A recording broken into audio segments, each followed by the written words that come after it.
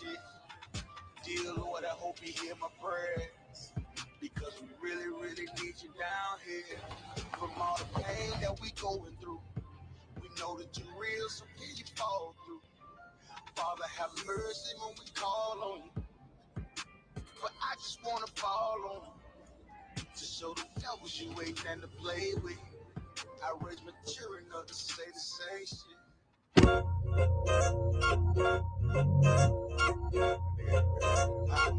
Yeah. Go ahead. Come on, West. Go ahead. Go ahead. Rocking this shit. Yeah. Go ahead. Look, I keep it loyal to the T. UBK play for keeps. Ain't shit sweet. Got soldiers on deck, and my youngin' did a sweep. This a whole nother way. Tell him get the fuck off the beach. I'm in the field with the cleats. He ain't one of us, he a breach. Nigga, come through all black gully jack, man. All them niggas gon' retreat. Come through all black gully jack, man. All them niggas gon' retreat. I'm in the field with the cleats. He ain't one of us, he a breach. Come through all black gully jack, man. All them niggas gon' retreat. Man, this shit is too easy. I'm on go, but they don't believe me. You know I'm winning with the team. Screaming Vinny, VG. Hear them devils screaming out bloody murder. I'm about to close the curtain. Mama grind, bitch, and work. Sorry, all them lies, it ain't working. Them niggas weak, they be turching. I'm a West nigga, that's for certain. If he cross the line, I'ma back up and I'ma hit his ass with this virus. And I come through 300 strong, 144 Leonidas. All my niggas we eat. I'm in this bitch with the itis. Say all y'all do the sweet. Tell y'all do the sweet. When nigga made the wrong move, he make his ass out the league. He ain't one of us hit the league. He ain't one of us here preach. Come through all black gully jack, man. All them niggas go retreat. Go ahead. Look, I keep it loyal to the T. UBK play for keeps. Ain't shit sweet. Got soldiers on deck, and my youngin' did a sweep. This a whole nother wave. Tell him get the fuck off the beach. I'm in the field with the cleats. He ain't one of us, he a breach. Nigga, come through all black gully jack, man. All them niggas gon' retreat. Come through all black gully jack, man. All them niggas gon' retreat. I'm in the field with the cleats. He ain't one of us, he a breach. Come through all black gully jack, man. All them niggas gon' retreat. You see this look that's on my face, bitch, I'm for real with it. I hit the streets, put on my cleats, was in the field with it. You soft as cotton, just an actor, Uncle Phil with it. And then my target's on the move, but I can still hit it. Hey, I speak true cause it's necessary. Gullah Jack revolutionary. Cold on them like January. Commander General is a visionary. Soul food, no sweets. Your preacher man, he's sweet. Matter of fact, he weak. It's wartime for peace. Think you hard, nigga, you ain't. Fuck with us, nigga, you can't. You smart cars, we pace. We form up in ranks. We body bag this rap shit. All black, no bright shit. Real life, no cap, bitch. Fall on them, that's cap shit. I keep it loyal to the T. UBK play for keeps. Ain't shit sweet. Got soldiers on deck, and my youngin' did a sweep. This a whole nother way. Tell him get the fuck off the beach. I'm in the field with the cleats. He ain't one of us, he a breach. Nigga, come through all black gully jack, man. All them niggas gon' retreat. Come through all black gully jack, man. All them niggas gon' retreat. I'm in the field with the cleats. He ain't one of us, he a breach. Come through all black gully jack, man. All them niggas gon' retreat. Go ahead.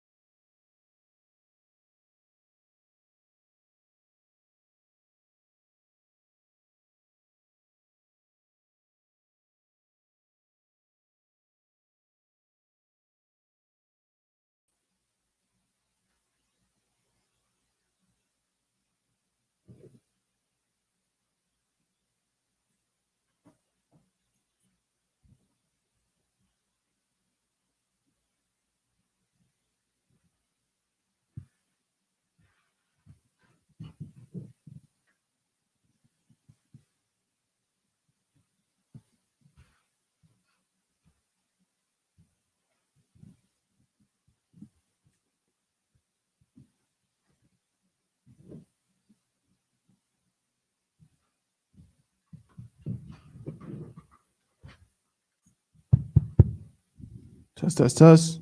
Can we get a test on the other mic real quick? Testing. 1, 2, 3.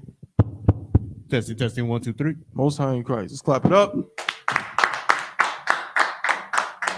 Shalom. Yahweh Shemi Al-Shah Barakatah to all the brothers. Yahweh Shamar Al-Athah Shemi Al-Shah to all the sisters. This is the Israelite School of Universal Practical Knowledge. Started out of 1 West, 125th Street, Harlem, New York, under Commanding General Yohana. Teaching the truth since 1969. The truth according to this Bible. You understand that what? Blacks, Hispanics, and Native Indians are the true Jews in the Bible. You understand? Right. That the oppressor is the devil the Bible speaks of. That's right. You understand?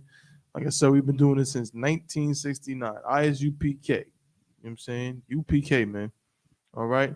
And so, of course, this is the Monday night scripture breakdown class. So any and all questions you may have, I'm saying now would be the time to ask them.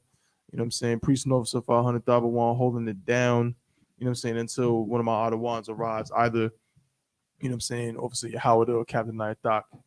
Okay, so in the meantime, if you have any questions of any kind, just ask them now. We'll read the precepts. If I can answer it, I will. And if not, of course, we will wait till the Adawanium get here. Or, you know what I'm saying, if not, then we'll just write it down and save it for the next time. All right? Slucky, Yanazar, you have something first. If I may, sir, I think I asked this question before, but I don't remember the answer. Okay, in the book of 1 Samuel, right, chapter 13. Hold on, I think it's 13 and 13. The 1 Samuel 13 and 13 is the main, the gist of the question. And in that particular verse, the prophet Samuel tells Saul that he asked, if I can, I'll read it. Yeah, and Samuel said to where you starting at? This is the book of 1 Samuel, chapter 13, verse 13. Okay. And Samuel said to Saul, "Thou hast done foolishly. Thou hast not kept the commandments of the Lord thy God, which he commanded thee, for now would the Lord have established thy kingdom upon Israel forever." So this is a an obvious check-in for Saul. But I'm reading in the previous verses because this is not the situation where he was supposed to kill the Amalekites. Mm-hmm. This is a whole different situation. Sure. So in the previous verses, I've been reading, I done read it like 4 or 5 times. And I still can't ascertain what he did wrong for Samuel to come at him like that. You know?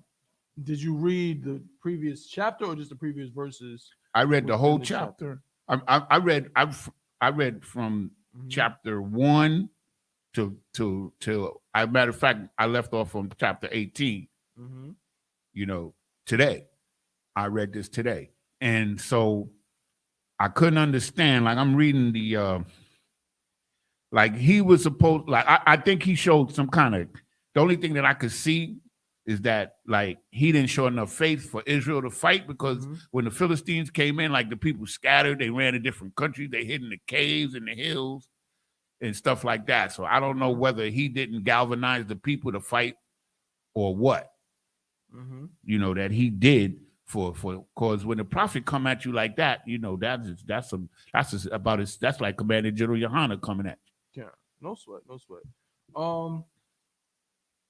I'm sure we can go back, we can read it, but let's wait until one of the Adawani come to get it, so they can take. They might know exactly what it takes us. Okay, I'm sure if we go back and read chapter 10, 11, we can probably find it. Mm-hmm. You know what I'm saying? But let's just let one of them. They could probably pinpoint it much easier. Most High in Christ. You know what I'm saying? But I know that Saul had a the spirit on interest. him. Yeah, the spirit on him was. It doesn't surprise me. Yeah, that he was getting a check-in like that because the spirit on that brother was just not Tawab. Yeah, you know what I'm saying? He was back and he forth. was the first king of Israel. Go ahead.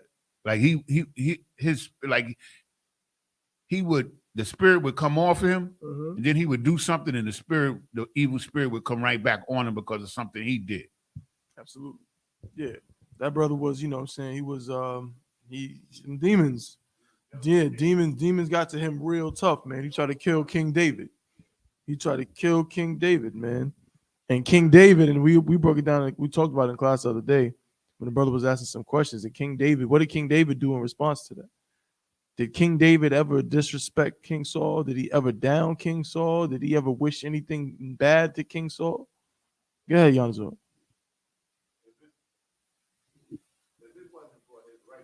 You know, he was so respectful and so honorable. Like, if it was anybody else, they would have been dead. Right. That's my opinion on who King David was. King David, yeah, them right. That's absolutely a fact, right? King David, the Lord, you know what I'm saying? The Lord said King David was a man after his own heart. King David, he didn't disrespect Saul. You know why? Exactly. King David understood that what? That this man is who God decided to be over us. This man, this brother right here, no matter what he does, he may, you know what I mean, he doing crazy stuff. He's trying to kill me. You know what I mean? He is not brotherly. This is not righteous. But he didn't get oil poured on his head for no reason. You know what I'm saying? He didn't get oil poured on his head. He didn't get anointed as king over Israel for no reason.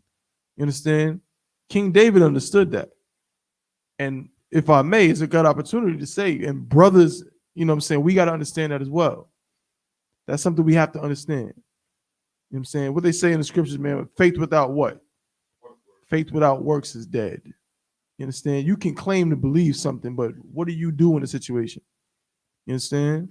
What about the work? And work isn't just, like, okay, like you go to camp. Okay, you go to camp and, you know what I'm saying, you pay your tithes and, that is work.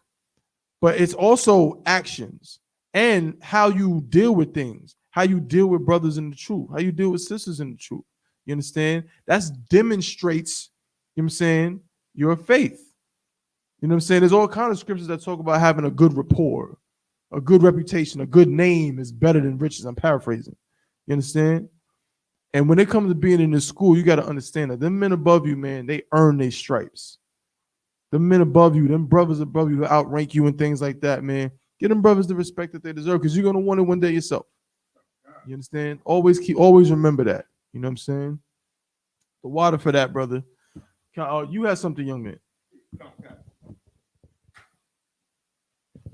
Slack, if I could. I don't know if it's like just one scripture or it's many, but is there somewhere that tells us like the things the Most High likes, like lilies and doves? I think is there's like a specific scripture that just kind of runs down the list of.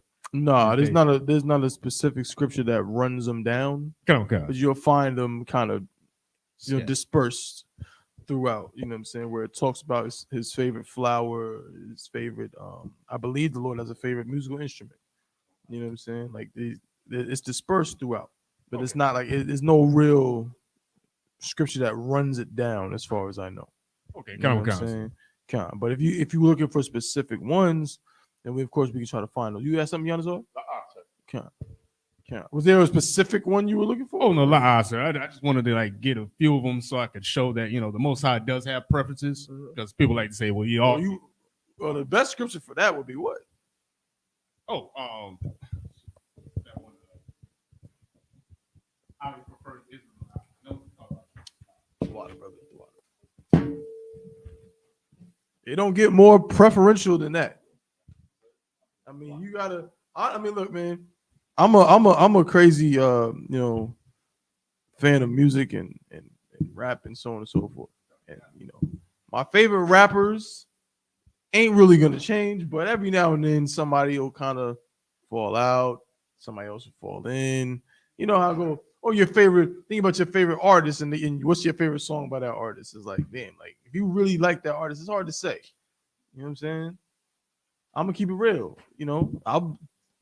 Prince was my guy, man. It's weird because I wasn't really born in that era, but still somehow I ended up becoming a Prince fan later on in life. No, I don't condone how the brother was dressing and all of that. That's not Tawab. But he was a real musician. We'll talk about that another day. But if somebody asked me what's my favorite Prince song, it's like, I don't know. Like, it's hard to say. It's hard to say because I like so much of his work, to pinpoint one is difficult. You know what I mean? But with the Lord, that's how it is when it comes to your favorite flower or something. But the Lord ain't no switching up when it comes to his favorite people. Ain't no switching up when it comes to who he loves and cares about. You know what I'm saying? In that regard, you good to go. What you had, brother? Give him a hand. That's the precept that he was looking for, right? Go ahead and read it, brother. Deuteronomy chapter 7 and verse 6, real fast. You want to get a scripture to show the Lord's preferences. I know what you're talking about with the other ones, and we'll get some of those. But but this is the best scripture for just showing the main preference the Lord has.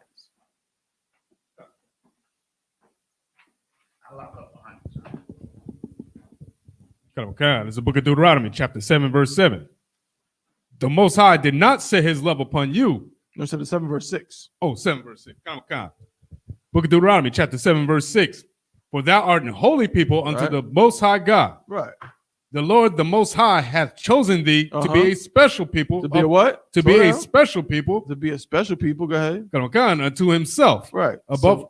Go ahead. Above all people. Equal to all people. Above all people. The same. Above all people. We all bleed red. Above all people. Above all people. Go ahead. That are upon the face of the earth. That are upon the face of the earth. You understand? God does have preferences, man. He has a lot of different preferences. His main preference is when it comes to his people. That's his main preference. This whole Bible is about that preference. From the beginning to the end of it. Y'all know that, right? From the very beginning, from the first sentence. From in the beginning, God created the heavens and the earth. All the way to the last sentence of Revelation, it is all about his love for Israel. You understand? What's the precept that proves? The first sentence in the Bible is what? In the beginning, God created the heavens and the earth. How can you prove? How is that related to Israel? How can we say that has to do with Israel? Go ahead, Yanazar. Use the mic. Second Ezra. I'll be impressed. It says that he made the world for our sake. Give him a hand.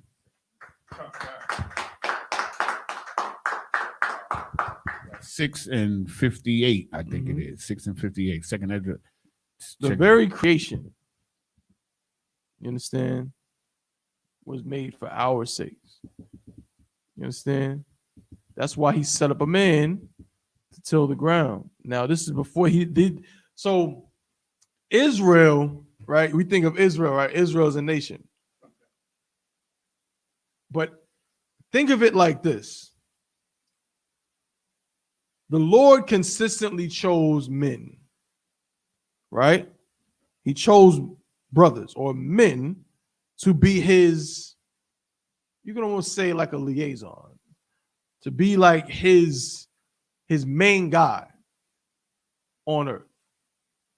And it was men. And then finally he did what? Who did he establish? Who did he tell he was actually going to make a great nation out of that person? Yeah.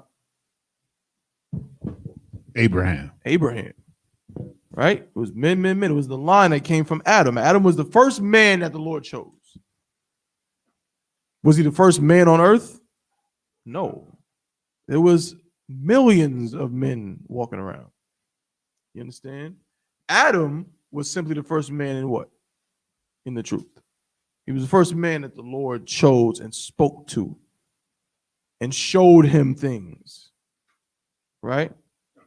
And through that line ultimately came Israel, which is the nation that he said he was going to establish through Abraham, right? So this Bible from beginning to end is about the Israelites and nothing else. And if anybody tells you anything different, they're a goddamn liar. Tell them to prove it. Straight up and down. You know what I'm saying? Tell them to prove it. Any other questions?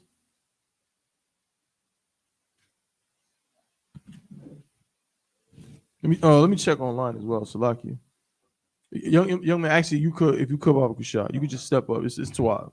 You just step up and just check that and see if there's any questions.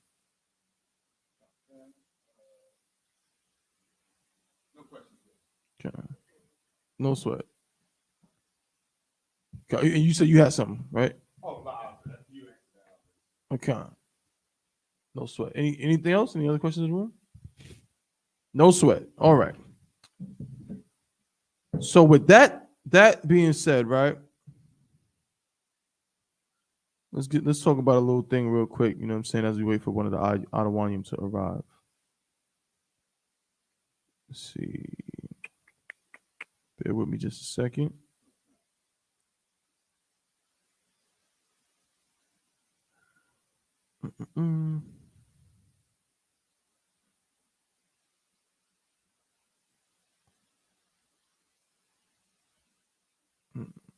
Where's the one I wanted?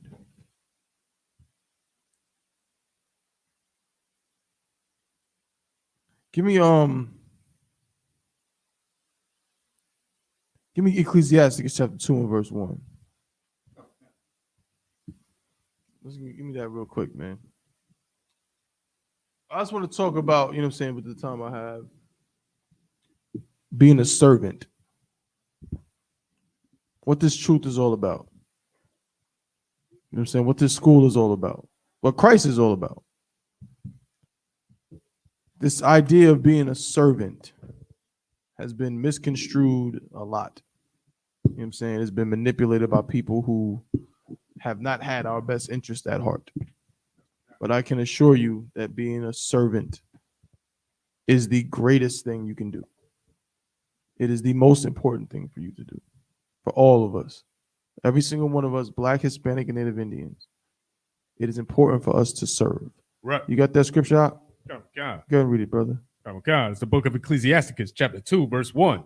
My son, if thou come to serve the Most High. If thou come to do what? If thou come to serve the Most High. No, if thou come to sing a song and dance to make you feel good. If thou come to serve the Most High. No, if you come to wear your Sunday's best and at the end do whatever the hell you want to do anyway. If thou come to serve the Most High. If you come to serve God.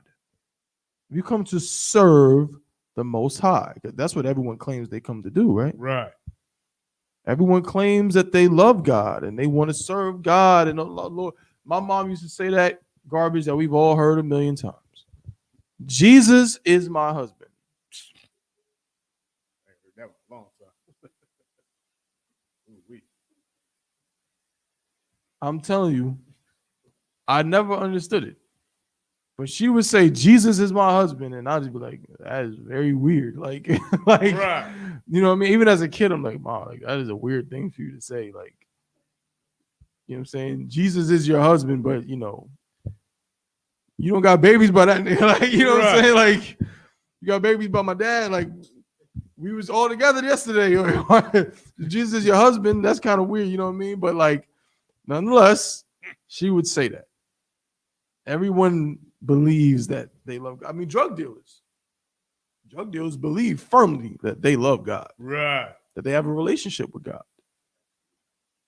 Criminals of all kinds believe that. They go to church on Sunday. You know what I'm saying? Your child molesters, they're in church on Sunday if they're not the pastor himself. Right. You know what I'm saying? Your drug dealers, your you know what I mean? Just your thieves, anything you could think of, man. A cat go and rob somebody, stick somebody up, take all their money, take all their stuff, go sell everything and pawn it and get some money. And what do they do? Buy a Jesus piece. Imagine, right? That's what happens. That's what happens in that world. Read it from the top. God, book of Ecclesiasticus, chapter 2, verse 1. My son, if thou come to serve the Most High. So they claim they come to serve the Most High, but let's see what the conditions of serving the Most High. Go ahead. God, prepare thy soul. Do what? Prepare thy soul. No, don't prepare. Prepare thy soul. You don't got to do nothing. Prepare thy soul. You can sing good. Prepare thy soul. You got to, first of all, so the first word there is to prepare. That is an action word, if I'm not mistaken. Right. You have preparation is something you do. Right? It's not something you think about. I'm thinking about starting that paper that's due at 12 midnight on Saturday next week. I'm thinking about starting it today. Then the next day come. I'm thinking about starting that paper today. Right. The next day. Then the day is due. I think I'm gonna start it at 10 o'clock. Right. I think I can get it, brother. None of that matters until you goddamn open the laptop and start typing the damn thing. Right. You understand? Preparation is not something you think. It's something you do. So prepare. Go ahead. Thy soul. Prepare your soul. What is your soul? Now, this is really going to trip a Christian up. What is your soul?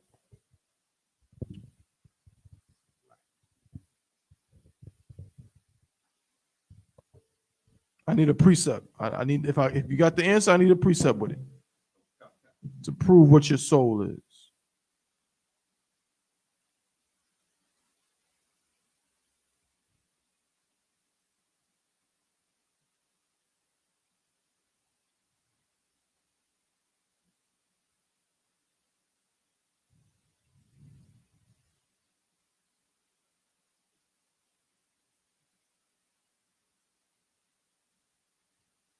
Somebody got it? No sweat. Give me hold what you got. Actually, Kabul, if you could, Baba Shah. Give me 1 Peter 3:20 to show you what a soul is.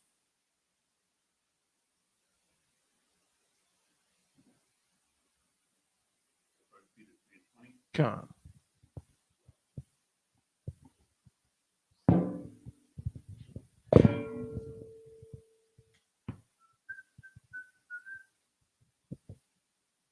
This book of 1 Peter, chapter 3, verse 20. Which sometime were disobedient, when once the long suffering of the Most High waited in the days of Noah, while the ark was a preparing. While they were building the ark, right? So he's talking about Noah here. Go ahead. Noah and the ark. You know what the flood. Read on. Wherein few. Go ahead. That is 8 souls. 8 what? 8 souls. 8 what? 8 souls. 8 souls. Go ahead. Were saved by water. What are those 8 souls? Go ahead, Yanazar. 8 persons, 8 bodies. 8 bodies. Soul is your body. Okay, your soul is not some floating, imaginary, conscious ball of light thing. Like a ghost, right? Your soul just means your body. It just means you, right? Because we know that we come back, right, in the regeneration, but do we come back as the person we are? No, we have no remembrance of things past. We don't remember that. We're not, we're not whoever I was in my past life, quote unquote, right? That's not me. You follow me? It's me, but it's not me, right? It's just the consciousness that's continued, but it's not Tabawan, right? Soul just means body, right? So now go back to the other thing. Yes, please. Book of Ecclesiastes, chapter 2, verse 1. My son, if thou come to serve the Most High, prepare thy soul for temptation. Prepare thy soul just means prepare yourself. Peter, put it simple. Christians don't understand this language. It just means prepare yourself, right?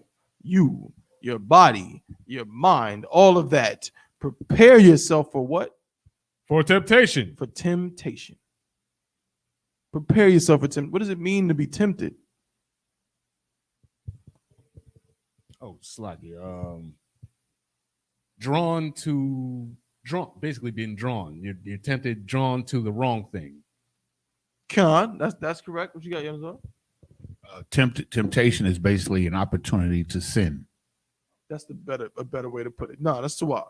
The water, you was right, but that's a better way to put it, right? An opportunity to sin, right? You got to prepare your soul for the temptation to commit sin. You have to prepare your soul. If you want to serve God, you have to prepare yourself for the temptation to go against God, to go against the Lord. And that temptation is all around you. I mean, good night. Good night. It's right in your face. Right. You know that whore look good. Why are you don't gotta, brother? You don't got a lot of me. You ain't got to prove nothing to me. You know that girl. You know that girl that you know is an absolute whore. Right. is bad. That's why it's called temptation. You know them drugs and that weed and you know what I'm saying make you feel good. You know, being a damn drunkard makes you feel like you on top of the world. You just so free until the next morning and you thrown up all over your chest.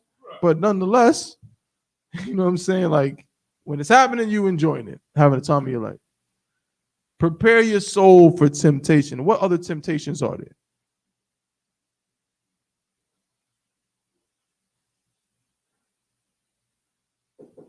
Just think about it like this.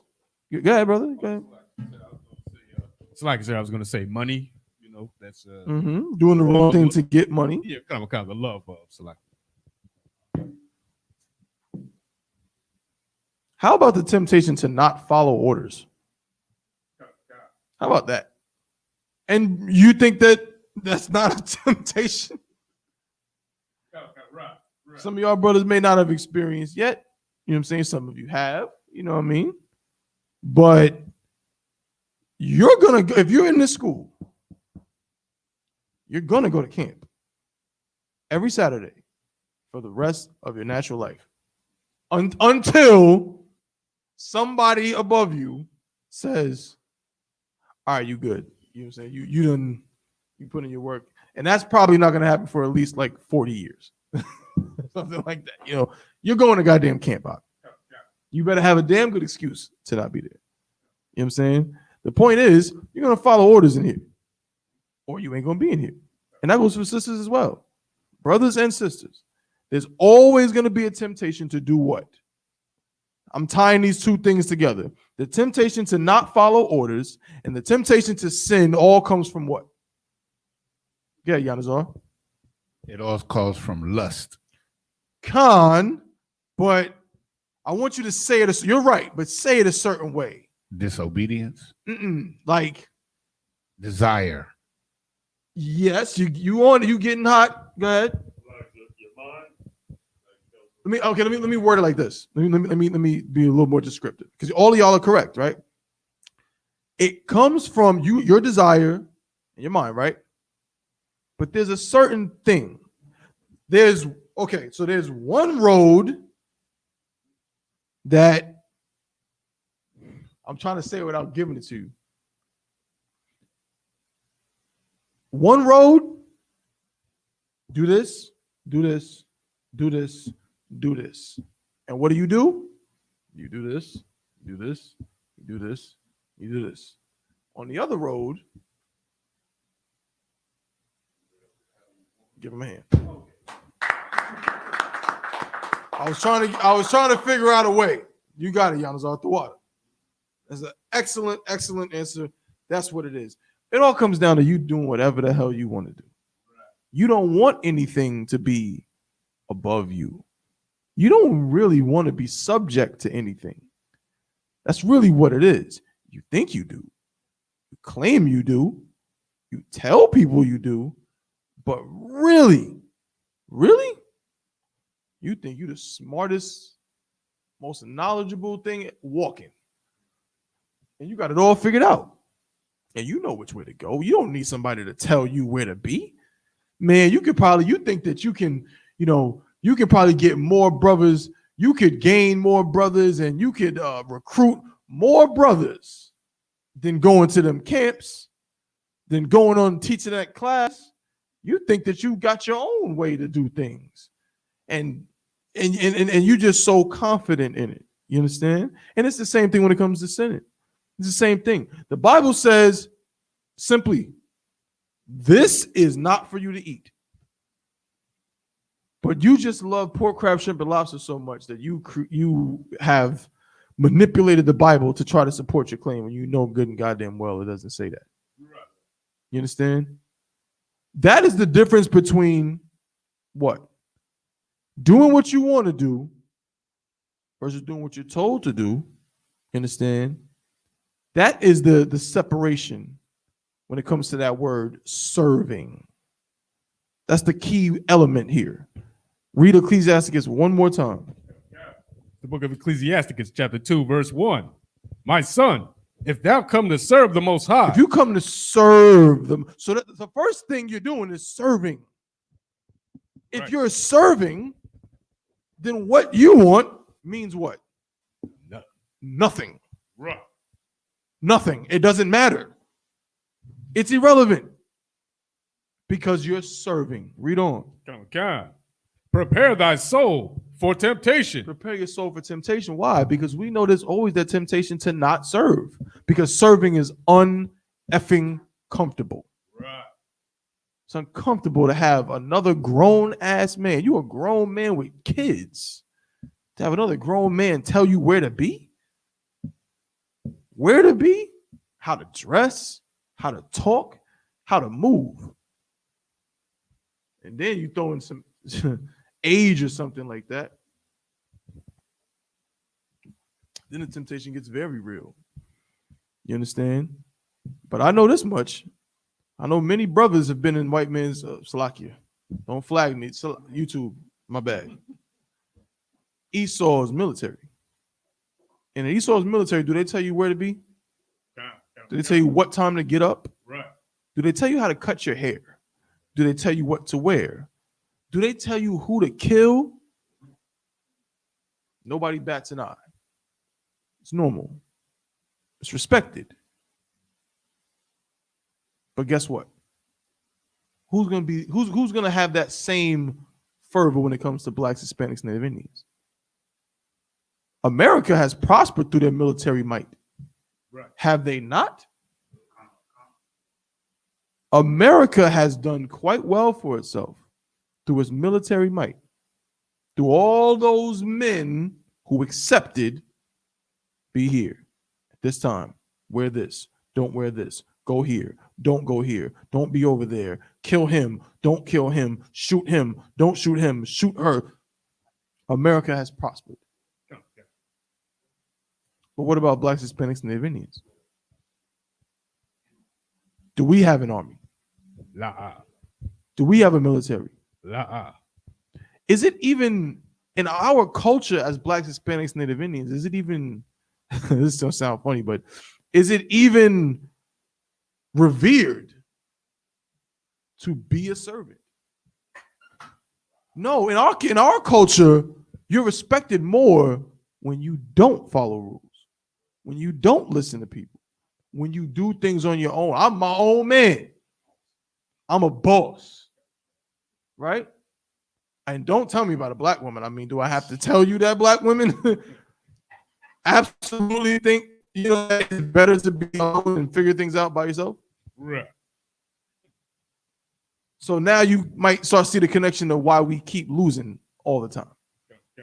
You know, the other nations, they serve. And guess what? The kind of servitude that they have doesn't even match the serving that the Lord requires of his people. It's not even close. According to this, if you were to look at our structure compared to theirs, give me the one that says they was going to look at us and say, surely this is a wise people based on our law. I think it's in Deuteronomy. Might be 4 and 6. What's going on, bro?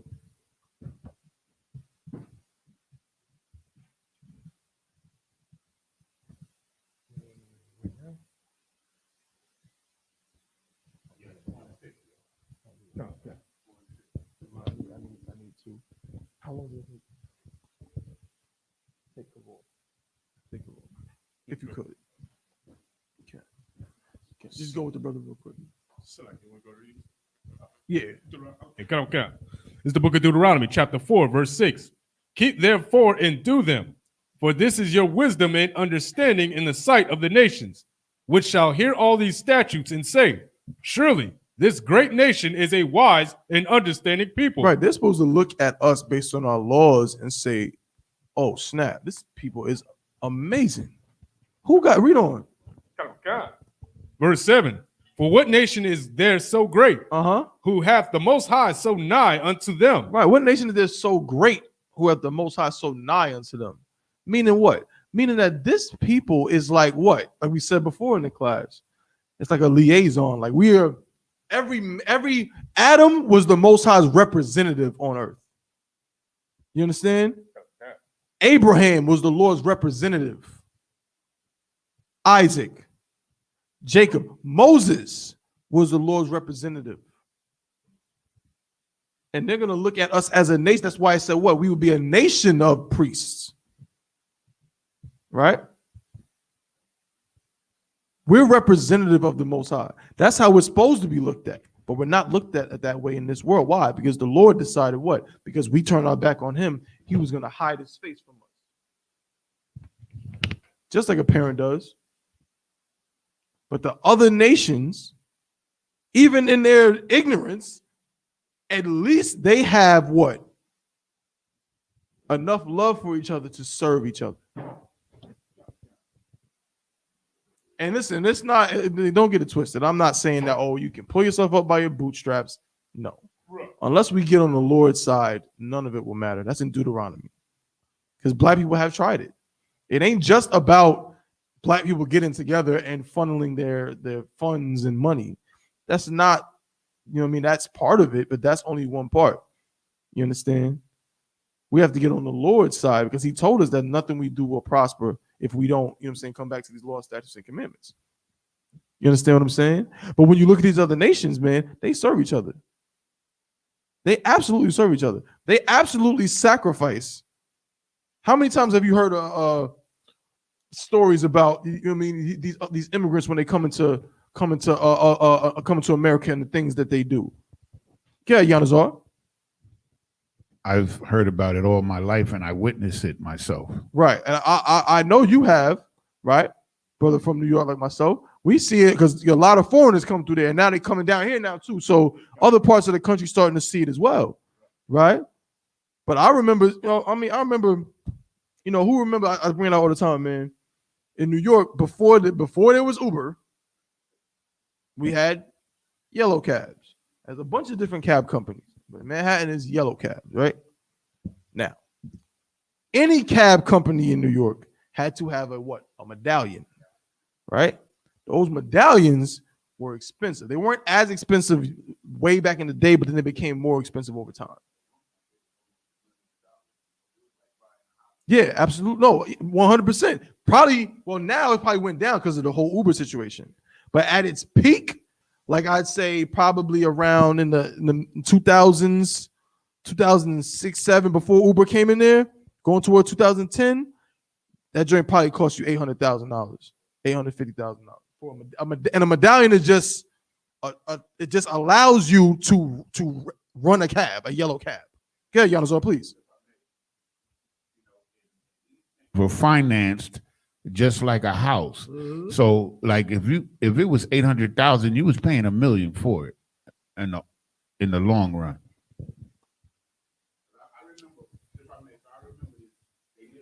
Just tell me where you at. Yeah, Yanazar.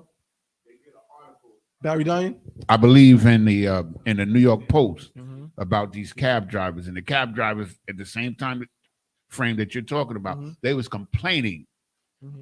Because most of them now, they were Elam, you know what I'm saying? Exactly. It was they were coming in, and so they were complaining about how they couldn't pay for a mortgage. They couldn't decide whether they were going to pay on their mortgage or whether they were going to pay for the medallion. Right. If that was the choice that they were forced. But what they would do is, before that, the ones who was on it before that, right? They would do this. You would have a couple of cats, right? A couple of Elamites. I know this personally because I went to school and one of my best friends in high school was an Elamite, and his father drove one of them joints. And they would basically like take turns around the clock. We're going to run it up. So we're going to work for, we already got connections because we know people because we're Elam. Right. But what we're going to do is we're going to work for so-and-so who already got a medallion. We're going to work for him. We're going to get our money together. We're going to funnel it. We're going to slowly but surely stack our money up, right? And then we're going to get this medallion. And then we're going to do what? We're going to get this cab, and we are going to run it up to pay it off. We're going to run it up. Shalom. Salaki. And you ready, other one?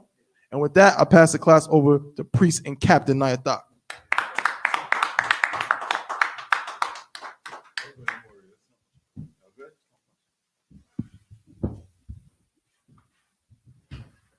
Where we at? last scripture we was reading, I believe. Deuteronomy 4:6. Connor with Con. Any questions online? Okay, come on. I had a question. Come on. In First Samuel, chapter 13, verse 13, Mhm. this is where Samuel is Mhm. chastising Saul for disobeying the Most High. This is not the situation with the Amalekites. Uh-huh. This is a situation where after 2 years in office, Saul has been ruling for 2 years. Uh-huh. At this point, let's state that at the beginning of the chapter. And so at verse Yeah, you good. You good. Saul has been in power for 2 years. Mhm. And so at verse 13, Samuel comes to him and chastises him and says that he's acting foolishly. Mhm. So in the previous verses from 1 to 13, I'm reading over them and I can't ascertain what Saul did wrong for Samuel to come and Let's check get him it. like that. Let's get it quick. What it is? First Samuel Mm-hmm. chapter 13. Mm-hmm. I see verse 1. Mm-hmm. And Saul reigned 1 year, and when he had reigned 2 years over Israel, verse 2, Saul chose him 3,000 men of Israel, whereof 2,000 were with Saul at Michmash and in Mount Bethel, and 1,000 were with Jonathan in Gibeah of Benjamin, and the rest of the people he sent every man to his tent. Verse 3. Mm-hmm. And Jonathan smote the garrison of the Philistines that was in Geba, and the Philistines heard of it. And Saul blew the trumpet throughout all the land, saying, "Let the Hebrews hear." Right. So this is who? Saul's son, right? Khan. Right. He went to war with the Africans, right? This tribe of Africans, and did what? And whooped them. All right. Read on. Verse 4. And all Israel heard say that Saul had smitten a garrison of Philistines, and that Israel also had an abomination with the Philistines, and the people were called together after Saul to Gilgal. Right. Read on. So something that had an abomination with the Philistines, right? Read on. And the Philistines gathered them, verse 5, and the Philistines gathered themselves together to fight with Israel, 30,000 chariots and 6,000 horsemen, and people as the sand which is on the seashore in multitude. And they came up and pitched at Michmash, eastward from Bethaven. Mm-hmm. Verse 6. When the men of Israel saw that they were in a strait, for the people were distressed, then the people did hide themselves in caves and in the thickets and in rocks and in high places. So who hide themselves? The Israelites. Israelites, right? They hid because they were what? Give me a little more. Why they hid? They was afraid because of the large army that was coming against them. They were scared. You understand? They were scared. They saw that they were what? Outnumbered, right? In other words, they did what? They revert to what? To their what? Carnal what? Thinking. To a carnal man. Were you thinking what? You outnumbered, right? You can't win the war. But who with you? The Lord with you. You understand? And that's what Christians have in their mind, because they have numbers, the Lord with them, when that's not how the Lord works. You understand? All right? Read on. So they were what? They hide in the rocks. They were hiding in the thickets. They hide in the bushes. Holes in the ground. They hide wherever there's somewhere to hide. You're behind. They were there. Right? Read on. Verse 7. And some of the Hebrews went over Jordan to the land of Gad and Gilead. As for Saul, he was yet in Gilgal. Mm-hmm. And all the people followed him trembling. So he ran too. So all the people followed him what? Trembling. Trembling. There it is. You understand? Read on. And he tarried, verse 8. And he tarried 7 days according to the set time that Samuel had appointed. Mm-hmm. But Samuel came not to Gilgal. Right. I remember it was Joshua who came through and with Moses, right? Joshua is the one who passed it on to who after Joshua, I think was, I forget how it got to Samuel. But with Joshua, when they was trying to get the land that the Lord says their own, the people were scared because of the giants. And I think Joshua had to tell them, you know what I mean, to get hold of yourself, basically. You understand? Almost the same thing here that happening with Israel. All right, read on. Verse 8. No, Salaki, verse 9. And Saul said, bring hither a burnt offering to me and peace offerings. And he offered the burnt offering. Now, who's he offering the burnt offering to? Well, who is, okay, I want to give it that way. Who is he offering the burnt offering to? Come on. Yeah. Why? Come on. Mm-hmm.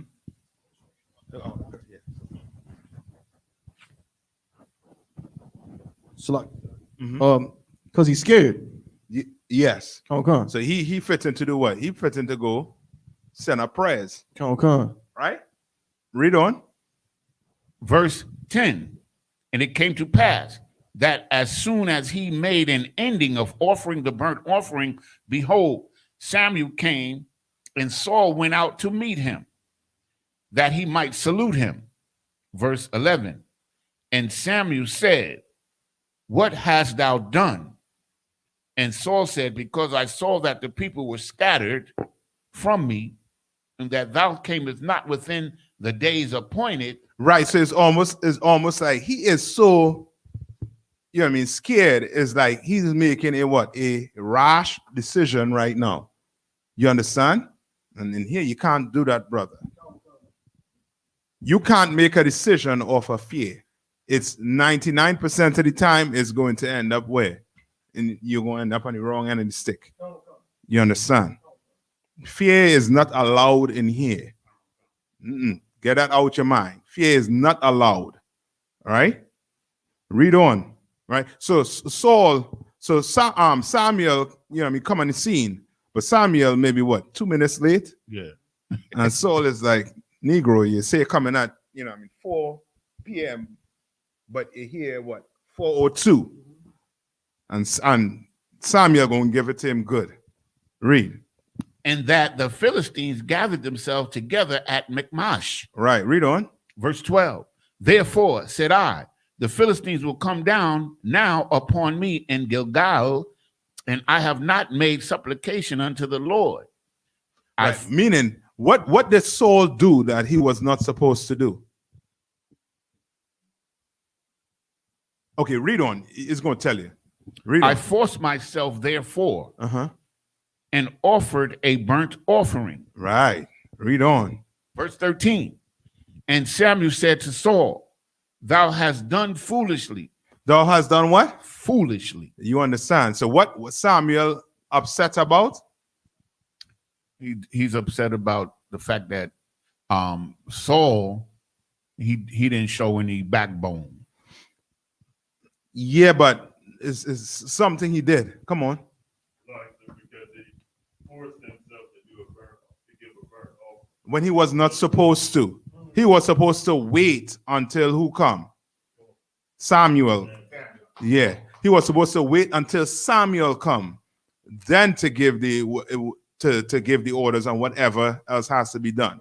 Samuel is who? He's the prophet. The Lord speaking to who? Samuel. Remember, it's one man at a time. One man. You understand? The Lord ain't talking to, you know what I mean, nobody else but who? Commander Jerry Yohana. One West. You understand? One. And at that point in time, the Lord was speaking to who? Samuel. You understand? The Lord will speak to Samuel, and Samuel will go talk to who? No, talk to Saul, and let him know what the Lord wants. You understand? And Saul had to carry it out. There's another time Saul, with the Amalekites. And Samuel came in and was like, yo, Negro, what the hell you doing? Like, who is this here? Who? And mince him. You understand? And then proceeded to tell him what the Lord was going to do to him. It was going to take the what? The kingdom from him. Because Saul is showing what? He ain't showing like he too witty up here when it comes to, making decisions. You understand? Right? Read on. And Samuel said to Saul, thou hast done foolishly. Thou hast not kept the commandments of the Lord thy God. Thou hast what? Not kept the commandment of the Lord thy God. He has not kept the commandments of the Lord thy God. Read on. Which he commanded thee, for now would the Lord have established thy kingdom upon Israel forever. You understand? He didn't keep the commandments. He wasn't supposed to do that. That was Saul to do. You understand? Samuel to do. Send up that burnt offering. Not Saul. Stay in your lane, basically. You're the king, but you ain't the priest. You understand? You ain't supposed to be touching that. You understand? You know what I mean? Because who knows if he had where what's his name? Where Saul, did the burnt offering. Could be right in the living room table, You understand? Where he do it? He ain't know the correct procedure to do it. You understand? Samuel knows it. Samuel knows what had to happen. Samuel would have been the one to be like, hold on, before we do anything, let me go see what the Lord wants. Get the direction from the Most High, and Saul carry it out. You understand? That's almost to the point with David also too. When the Lord told David what? Don't count the men. And David went and did what? Counted. And then the Lord sent a plague on Israel for that. You understand? All right. So that was it. That was it on that, right? All right.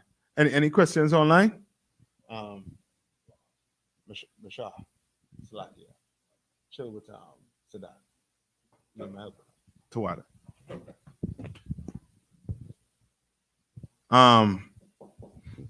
Let's go back to what you call it again. Let's go back to Hosea. No. Hosea. I did get something last week to play in. All right. Let's see if we have time to go back into it. I just want to touch on this from last week. Hosea. I think it's Hosea 3. Right? And who has on the van? Take his on the van out, right? I want look up Hosea. You had the big one or the small one? The big boy, yeah, the small one. Come on, read it when you get it. Young man, Michelle. Outside, please. Yes. No, not definition, but read. It'll tell you about Hosea, what time. You understand? Because I think one of the brothers, Kowal, had a question on this pertaining to the so-called Old Testament Negroes. And with them, to battle them, you're going to battle them based on, you got to battle them based on what? The Old Testament, because they don't believe in nothing in what? The New Testament. All right? All right? So now, what you want to do is, the timeline, you're going to look at the timeline with Hosea. Kind of, I see right? it, sir. Yeah, but hold on. Let's have one gate here for me. Come on. Go ahead. This is the entry for Hosea Mm-hmm. in the Zondervan Pictorial Bible Dictionary. Hosea. Of all the prophetic material contained in the Old Testament, the writings of Hosea were the only ones to emerge from the northern kingdom of Israel. From the where? The northern kingdom of Israel. Northern kingdom of Israel, which means his timeline is after who? Which king? And the king before? King David. right? Because the Old Testament Torah Negroes said to be waiting on who? King David. Come. All right. So this is after King David. All right. Read on. Come. This notable 8th century BC prophet lived during a period of great national anxiety. All right. Great national anxiety, because if you read Hosea, it speaks about the destruction of Israel and how the Lord looked at Israel. You understand? That's why in Hosea, I believe where it say you only have I known. No, we are destroyed for the lack of what? Knowledge. You understand? Like we were destroyed. And it's telling you with the northern kingdom, which lets you know that there was what? The split already what? Happened. Yes, the split had already happened. But with Judah being Benjamin and Levi, and then you had who? The 9.5 tribes with Levi and Hispanics and the Native Indian tribes. Right? Read on. He was born during the reign of Jeroboam II, 786 to 746 BC, the last great king of Israel. And according to the subscription of his book, he exercised his prophetic ministry in Israel when Uzziah, circa 1783 to 743 BC, Jotham, Ahaz, and Hezekiah reigned in Judah. Right. You understand? So you're seeing there's two different kings you're talking about there, right? One for Judah, one for who? The 9.5 tribes. You understand? It was a split, right? And now it's telling you, Hosea, when you read Hosea, it's basically telling you what Israel is doing and how the Lord looks at Israel. Because remember, the 9.5, they was not doing the sacrifices where they're supposed to. They were keeping the what? The Passover separate from where it's actually supposed to be kept with the priest. Yes. You understand? And that is a no-no. That's why if you ain't doing the Passover with the UPK, you ain't got no Passover. That's right. You understand? Ain't never two Passovers in Israel. You understand? That is a no-no. It's one. You understand? Right? Any more on that? If there's no more on that, then let's go to I believe is Hosea 3 and 4. Who's going to read? You want me to read out of one? Yeah, if once you get it, you can read. I got it, sir. This is the book of Hosea, chapter 3, verse 4. For the children of Israel shall abide many days without a king. Right? For the children of Israel will abide what? Many days without a king. Many days without a king. Right? Read on. And sacrifice without a prince. And sacrifice without a what? A prince. A prince. It's split. You understand? Right? Read on. And without a sacrifice and without an image. Right? Without a sacrifice. So he's telling you that these people are doing what? They ain't doing what they're supposed to do, basically. They didn't have a king. They didn't have a prince. They sacrifice. They ain't sacrificing what they're supposed to sacrifice. You understand? Because that's when you read the story on when they split. Levi went with them. The priests went with the 9.5. And then afterwards, Levi was like, nah, this is wrong. And then some of them went over to who? To Judah to do the right thing. You understand? Because it was like, nah. And that's how God started being priest with Israel. You understand? When it's supposed to be who? We know the Levites as being who? The priests back in them time. Right? Read on. And without an ephod. Right? Without an ephod. That's your priestly garment, right? Read on. And without teraphim. Read on. Verse 5. Afterward shall the children of Israel return and seek the Lord their God. So after all of this, Israel is going to do what? Return and seek their what? Their power, their God. Their God. It doesn't even speaks about what? Anything about what? King David returning. Right. It speaks about what? Israel returning and serving their God. You understand? Read on. And David, their king, and shall see. This is where they make a mistake because they don't separate. And Go ahead. they're gonna when it says that King David's returning, this doesn't mean that he's returning. It means that they're gonna look back from that point. Right. Read on, brother. I with you. You understand? These nutheads, they're not with you. They want to smoke weed. You know what I mean? That's the real thing. They want to smoke weed. They want to run down what the oppressor woman. No, you good. You good.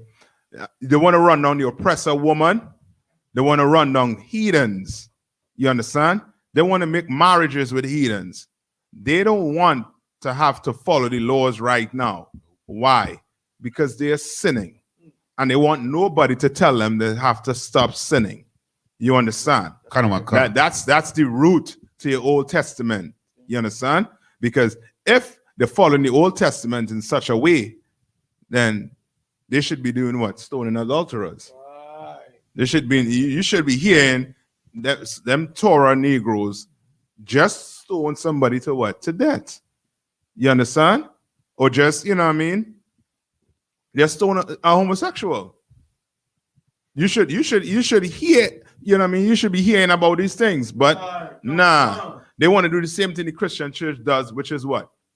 Pick and choose what they want to follow in the Bible. That's right. That's all they want to do. Pick and choose. You know what? Oh, this verse here is for us. Where it says, Proverbs what? Where it say don't put the smoke to your lip. I forget the verse. 16 and 27 or something like that. I could be wrong, right? But where it say don't, right? Where it speaks about not smoking weed, you understand? You know what I mean? They somehow don't see that in the Old Testament. Somehow they just, you know what I mean, open it. No, that ain't, no. Or this here, or King David, I'm gonna follow King David.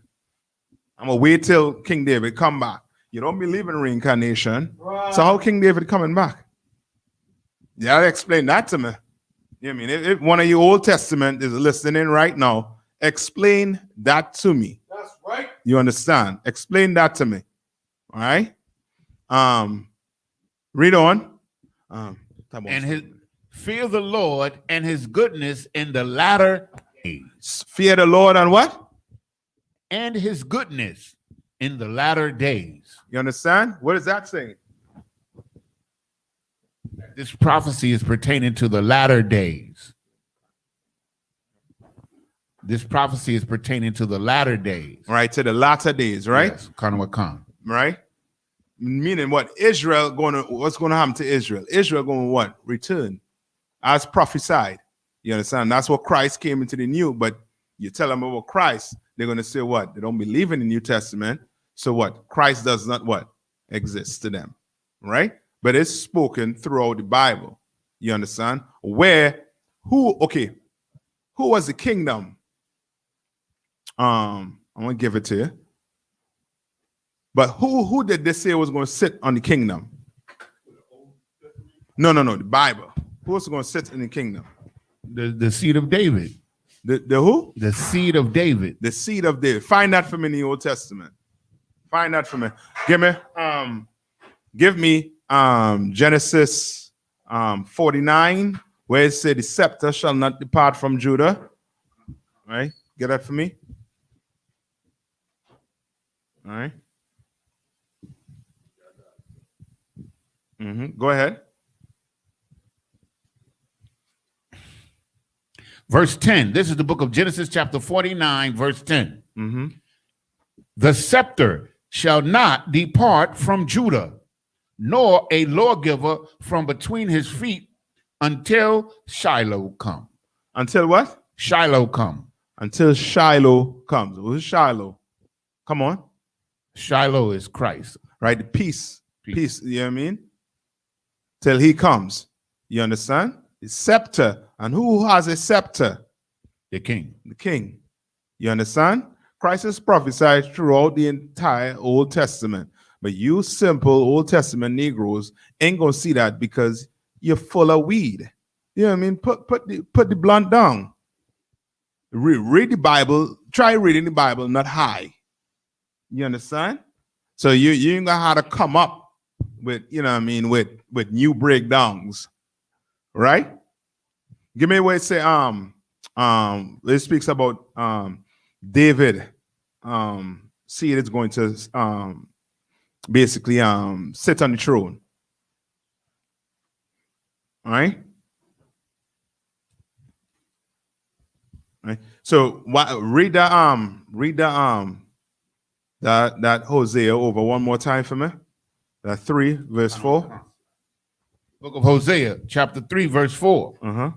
For the children of Israel shall abide many days without a king, and without a prince, and without a sacrifice, and without an image, and without an ephod, and without teraphim.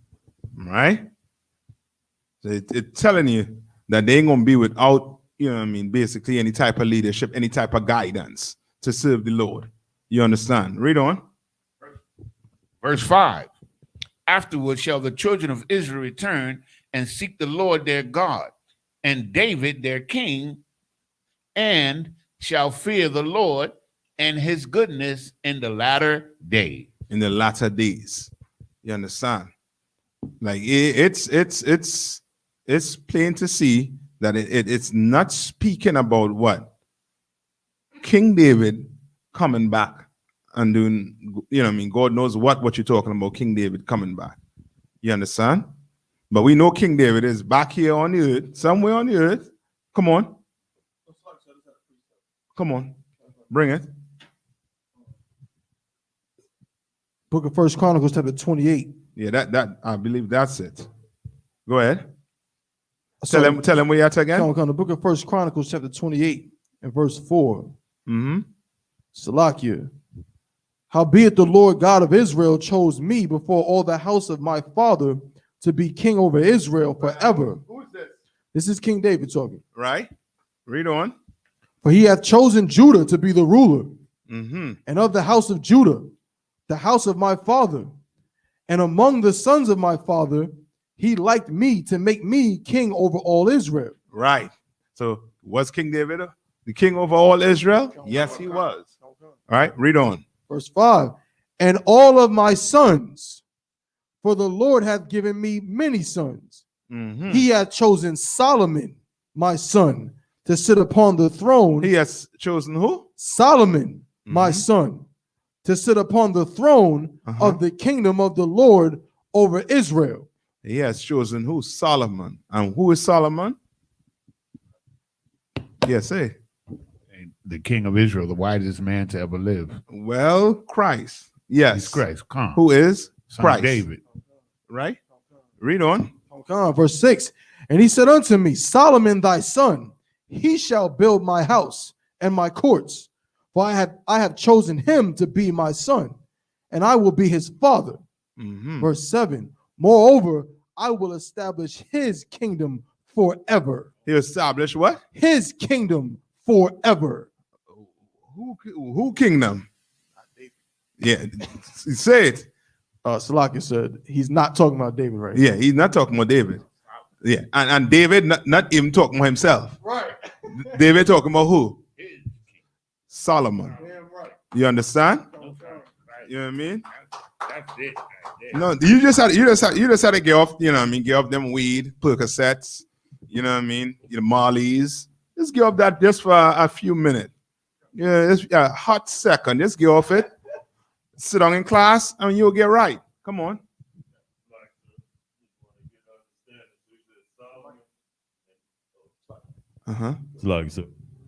So he says Solomon is Christ? Yes. In this instance. Okay, not in this instance. Okay. The Bible speaks about what? Reincarnation, right? Right? So reincarnation is real, right? Now, who to say was going to be king over all Israel? Since you're not an Old Testament Negro, I could go to the New Testament and do what? Show you where it say what? Give me where it says son of David. I think it's in John or something like that. All right.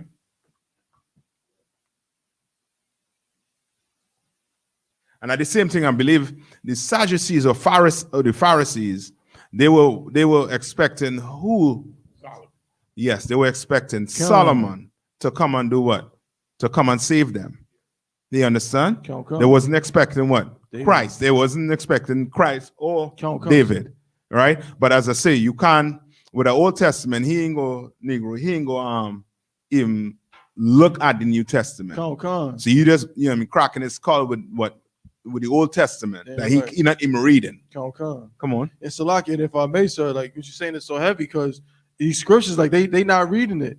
They're not. Simple, because even while David was alive, he was saying, like you said, no, it ain't me. It's Solomon. Mhm. Solomon's the Lord is going to establish because King David had too much blood on his hands. Mhm. So the Lord is going to establish the kingdom through Solomon, but it was always about David's seed. His children his would seed. always be on the throne. Yes. Salaki. Come on. I got the book of Matthews 1:1. Come on. Go ahead. The book of the generations of Jesus Christ, the son of David, the son of Abraham. Now, what is that saying, Cabal? Tell him where you are. Matthews 1:1.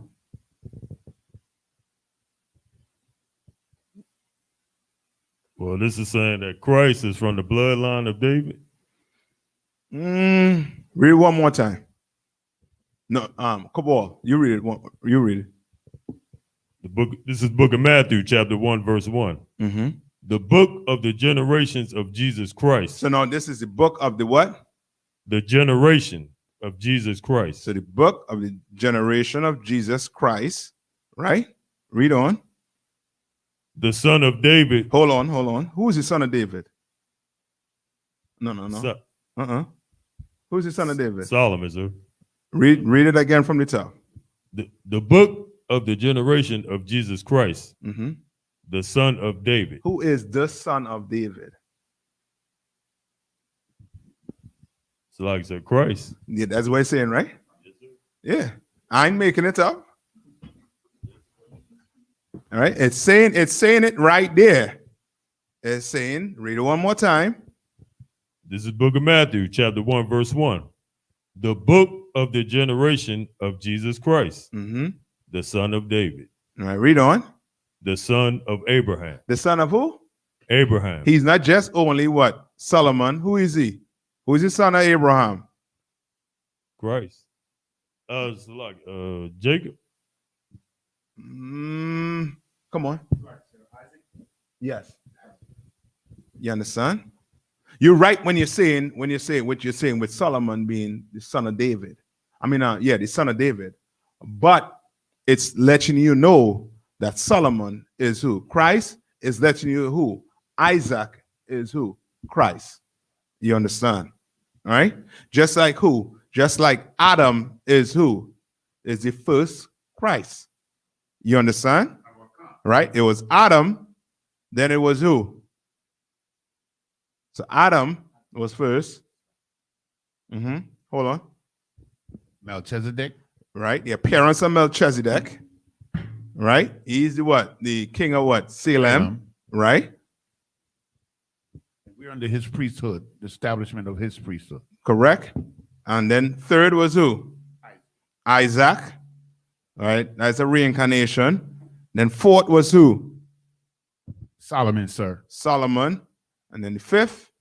Christ himself. Christ himself. And after that, now we waiting on him to crack the sky with the 200 million angels to come and what? For him to really establish the kingdom on earth. You understand? Like he remember how Christ departed from here. How Christ left. Come on. So like I said, I believe he was taken up. Yeah, he was taken up. So his body ain't see what our body's going to see if the chariots don't come back, which is corruption, death. You understand? He went through that and he defeated that, and what? He got a new body and he went up. Now he waiting. He said, what? You're gonna see the Son of Man come back just like he what? Basically left. You know what I mean? Through the sky. You understand? Right? again.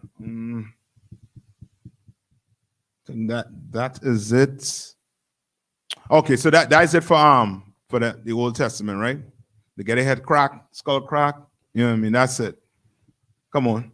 I did have a question. Come on. It's off that topic, Come on. Mhm. but related to Christ. So it's not a particular scripture, but it's just like get an understanding of something. So, you know, No, hold on, Salaki. Come on. Before you get there, give me the one with David where it say "as supposed to be." I suppose. in the New Testament, Yeah. as was supposed. Yes.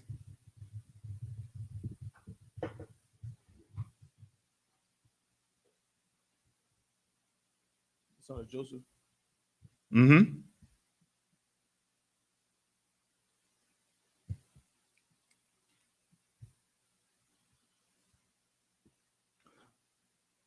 I don't think that's a good that one might be on topic, but let's get just to make sure.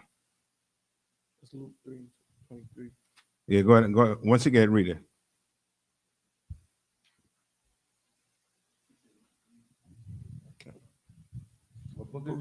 The book of Luke, chapter 3, and verse 23. Mm-hmm. And Yahushua himself began to be about 30 years of age. No, this is just saying that he was the son of Joseph. All right. In this one, it says Heli, which is another question I had. But Go ahead. come. Mm-hmm. Being, as was supposed, the son of Joseph, which was the son of Heli. Right. So, okay. I see what you're asking. Now, when you read with Luke, right? Luke give you the lineage of who?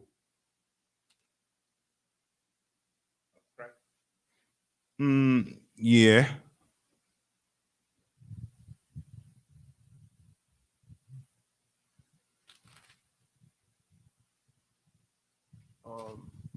Come on. See, I know what fake Israelites say. What did it say? Tell me what it say.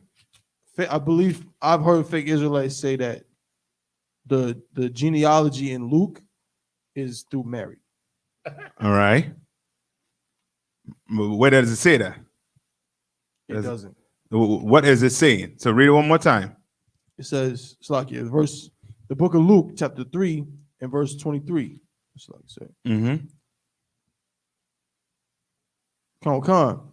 And Yahushua himself began to be about 30 years of age, being, as was supposed, the son of Joseph, which was the son of Heli. Mm-hmm. It's like if I make us, I want to say it's Luke 1:1, Mm-hmm. where it does the same thing as Matthew. Mm-hmm. No, it's not Luke 1:1, but it basically runs down a genealogy similar to Matthew 1:1, Mm-hmm. but it doesn't. Then some of the names don't match up. Right. And okay. I don't want to give it to you, but just think about it this way, right? Just in Matthew 1:1, you read about what? The generations of Jesus Christ, right? It's what? The lineage of him from where? Starting from where? From David or all the way back to what? I think Abraham. Abraham. Right? For it to even be considered Israelite, to tell you have to be what? From what? Abraham, Isaac, and who? Jacob. You understand? To even be start him considered. You understand? Right? No. Went all the way back to who? To Isaac. Right? And then come all the way down to who? They come all the way down to who? Joseph. Right? In Matthew. Right? Now you're reading about a lineage of who? Joseph again. Who what? With his lineage. It's like the phones on Luke. Right. Yes. To water.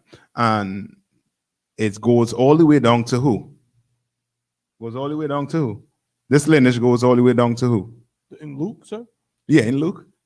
They both go down to Christ. No. The lineage goes all the way down to who? It starts with Christ. Oh, going back. Uh-huh. To all the way back to Adam. All right. So who are these men? These are the prominent men in the bloodline. Very good. That's it. That's all. So Luke is the prominent man. Yes. Con. Right. This is the prominent men. in the bloodline, right? Okay. All the way down to who? Adam. Okay. So he giving you, he's like, nah, this is the man. This is the one right here, as supposed to be the son of Joseph, and he carrying it all the way down. Okay. You understand? All the way down to who? Adam, to where it starts. You understand? Okay. Right? So Salaki, sir. Just trying to understand what you say. I understand what you're saying, but like, okay, so one in Matthew 1:1, let me go to it. Joseph's father in Matthew, no, not 1:1, but one in what's that? Salakia.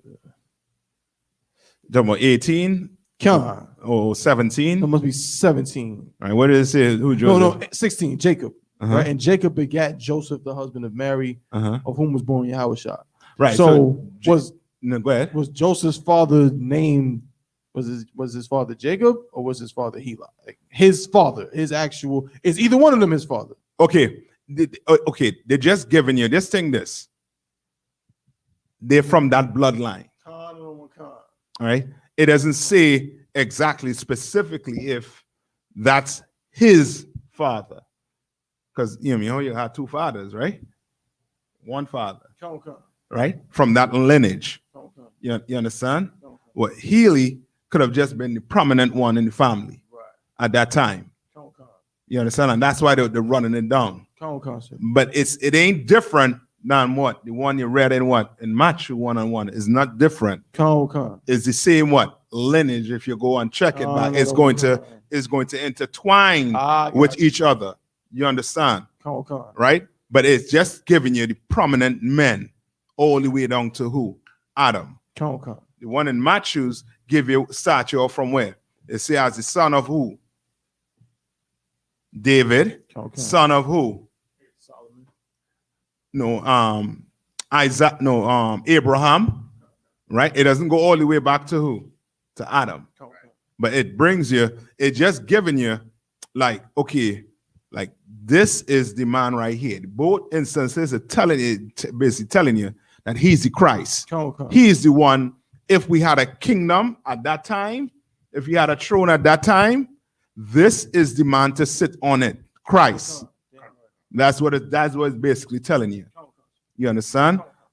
Nowhere in the Bible it tells you that what? That you go by the lineage of your what? Your mother.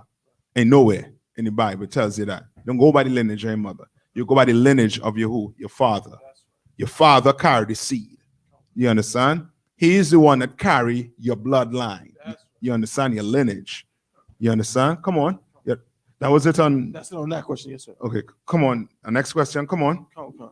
So like my other question was basically like, okay, so with Christ, right? So kind of on the same topic, you know, we teach the truth according to the Bible that, you know, Christ had a father.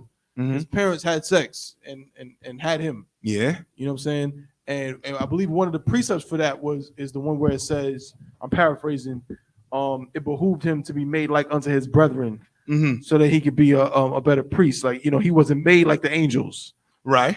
But was Christ not there? Was he not the orchestrator? Sorry, I'm trying to word this right. The creation, stars, universe, all that. Was Christ not there during creation? What you mean? Like, my understanding is that when the Lord, when the Most High created the earth, sun, all of that, Christ was there. That Christ actually was the one who basically carried it out. Where the precept for it? Okay.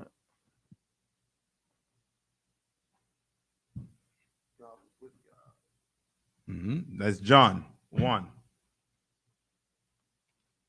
1 and 15 or something around there. Go ahead. The book of John, chapter 1 and verse, I'm going to start at verse 1, sir. Chapter 1 and verse 1. In the beginning was the Word, and the Word was with God. Right. In the beginning was the what? In the beginning was the Word. What is that? What is that telling you? In the beginning was the Word. Come on. Christ is the Word. Meaning what? Christ is the first creation. No, you want to say that? When I say Christ is the word, just think what? The Most High gives the order, gives the word, and who carry it out? Christ. Christ. He's the word. So whatever the Most High say, he is getting it what? Done. Right? With the angels.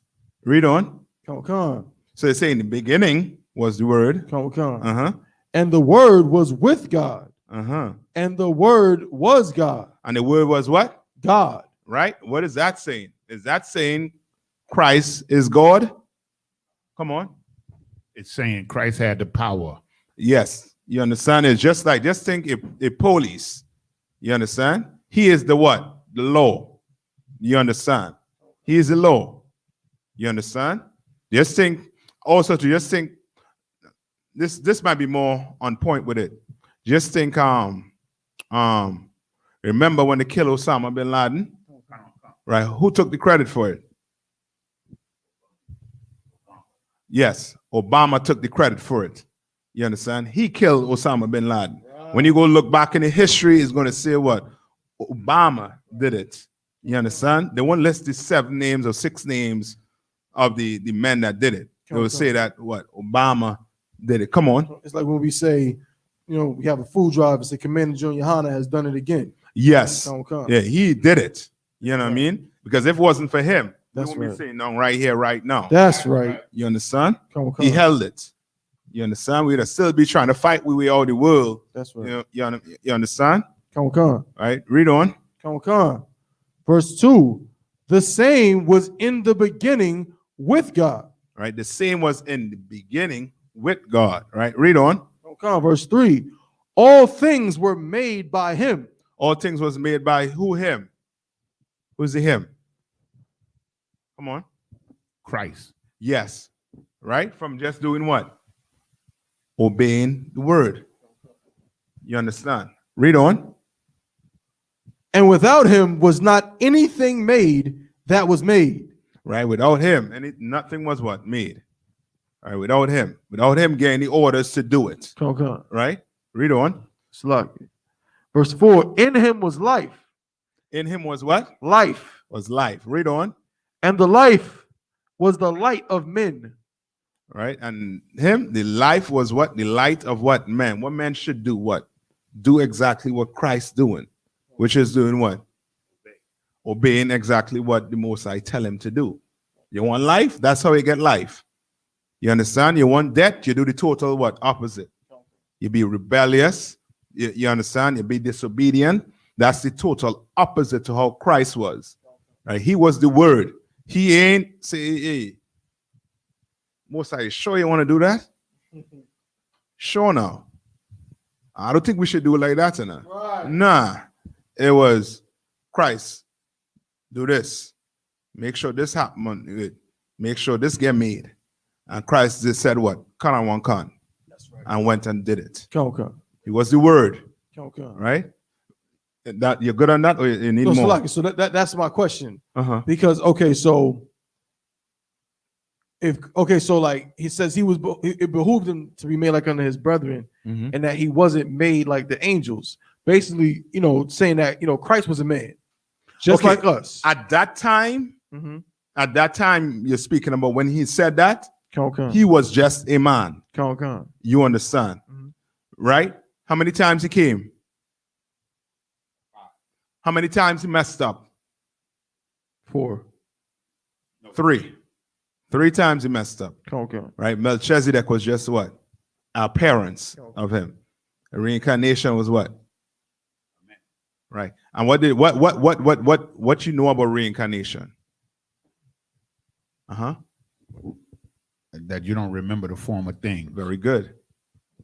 You remember the former things. So you thinking Christ on the earth, and he knows exactly what he is or who he is. He had to learn that. And who he learned that from? His father, and reading the what? Scripture. That's how he know who he was. You understand? If he had knew who he was, then Solomon wouldn't have married what? Yeah, he wouldn't have did that. because what he did caused the kingdom to get what? Split. You understand what I'm saying? You understand? No. For the answer? Uh-huh. No, so I guess, okay, so my question is the rest of us. Uh-huh. Because the whole thing with Christians is they always say what? They always say, well, he's Christ. We're not Christ. We can't be like, because they think Christ is a God. Yeah. And we say, no, he's not. He's a man, which is true as Christ on the earth. But what I'm asking is like, okay, if we were to take into account the history of, now, he may not have known, but his spirit ultimately is the spirit that created the goddamn universe. The rest of us don't come from that. So how do we reconcile that to where it's like, okay, he's still different from us, but we are still like him? Now hold on. What make Christ different from us? That's my question, I guess you could say. That he was perfect. Yes. That's the only difference. You understand? He was what? He perfect. He was, they call him the son of what? Why they call him the son of God? If I may say, because he was the most like God. A little better. It was, he was, how to pay it? He was the closest thing to the Most High. When I say closest thing to the Most High, meaning he followed what the Most High said to what? T. He was the closest. Come. Come on, boy. It's like, so I just want to get a better understanding. Because Christ only became perfect as Christ. The other few times he was not perfect. Right. So can we go over? Give me 1 minute, right? Give me where it say he quickened it. Yeah, he quickened it spirit. Come. All right. Where you say Adam, I believe, give life or something like that. Okay. Find that for me. Give me 1 minute. I'm gonna get it quick. But Salakia, Kabul, you go and ask a question. Yes, sir. I just wanted to know if we could go over the times, how many times Christ was, how many times he was reincarnated, and then the scriptures that show the proof. Yes, sir. Yes. I'm gonna do that next class, next Monday. I'm gonna sit down and do that. All right. I'm gonna go over the times he came. All right. Come on. So and with that is like I guess my question is then. Hold on. Read Corinthians. Come on, I got it. So. The book of 1 Corinthians, chapter 15 and verse 45. And so it is written, the first Adam was made a living soul. The first what? The first Adam was made a living soul. Meaning what? Come on. Yes, he was given the law. That's as simple as you could put it. He was given the law. And why is it saying the first Adam? Why is it saying the first Adam? Because of reincarnation, sir. Yes, because Christ is the what? Second Adam. No, finish reading. I want to give it away. The first Adam was made a living soul. The last Adam was made a quickening spirit. The last Adam was made a what? Tell him where you at. The book of 1 Corinthians, chapter 15 and verse 45. Right. And so it is written, the first man Adam was made a living soul. The last Adam was made a quickening spirit. What does that mean?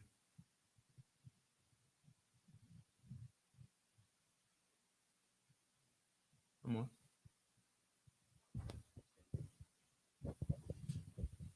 Salakia, sir.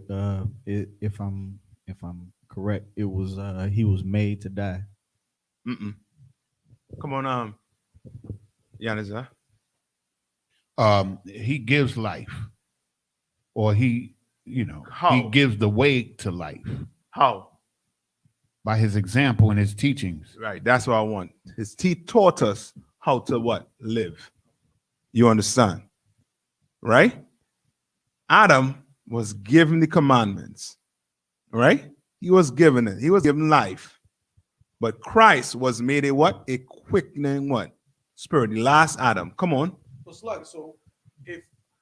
So Christians believe that Christ is like God Mhm. and just decided to make himself into a person for whatever reason. I don't know what they think, but they think something to that effect. Okay, we will have to go over the what they call the Trinity. Right. Where they say Christ is God and the Holy Holy Spirit, Spirit. and the all three of them is one. Come on. Right. But I'm saying in the truth, Uh-huh. what is the relationship between Christ going from, I guess you would call him an angel, Uh-huh. to becoming Adam? Uh-huh. Like what? Why the did same- that happen? And the rest of us, were we also somehow there before before the first version of, like, whoever I was, the first Mhm. person I was Mhm. my spirit, like, you know what I'm saying? Like Christ? No, maybe not like Christ, but you know, Uh-huh. in the same realm or something. I see what you're asking, right? Okay. Just think about it this way, right? There's reincarnation. Reincarnation is real. How many times he was back here, you don't know. Right? But you know that Tabawan took the chance right now to follow Christ. You understand? And if Tabawan endures to the end, you understand? If Tabawan endures to the end, it means that what? That he was what? He was one of us from the beginning. You understand? You understand what I'm saying, right? Now with Christ, remember, who was the earth made for? Come on. The Israelites. Israelite. Give me a little more. So remember, it says that what? The kingdom shall what? Not depart. The scepter shall not depart from Judah. So who gonna be the king over Israel? Christ, sir. Christ, because he came and did what? He came and showed us how to do it. He came and what? Put his life on the line for his brothers. You understand? Remember, he did not have to. Go to Matthew 4. All right, go to Matthew 4. Right. And this Matthew 4 is showing you that he was just a what? A man. Like any one of us. You understand? Okay. But here's an example of him showing us how to be and what it will take to you know what I mean, to be in the kingdom of heaven. You understand? So I think Matthew 4, start of verse 1. Come on. The book of Matthew, chapter 4, and verse 1. Uh-huh. Then was Yahushua led up of the Spirit into the wilderness to be tempted of the devil. Verse 2. And when he had fasted 40 days and 40 nights, he was afterward and hungered. Right. He was afterwards what? And hungered. So he was fasting. You understand? Fasting to do what? To strengthen his spirit, because what he about to do, brother, it's was never heard of until he did it. You understand? Okay. Like you went on a cross, you went and get crucified for brothers and sisters, some brothers and sisters. He didn't even know. You understand? He went and did it. You understand? Okay. You committing adultery. You in the act committing adultery. And Christ tell you what? Go and sin no more. You understand? He gave you what? Life. He showed you how to live. You understand? Come. All right? Read on. Come. Verse 3. And when the tempter came to him, he said, if thou be the Son of God, command that these stones be made bread. What is Satan doing here right now? This is an angel from the Lord. Come on. Tempting him. You understand? He tempting Christ to do what? Come on. To abuse his power. You on it. Come on. So like I said, to prove himself or to prove his power. Remember, right? Think yourself. Think yourself in a situation where you getting tempted. What has he been doing?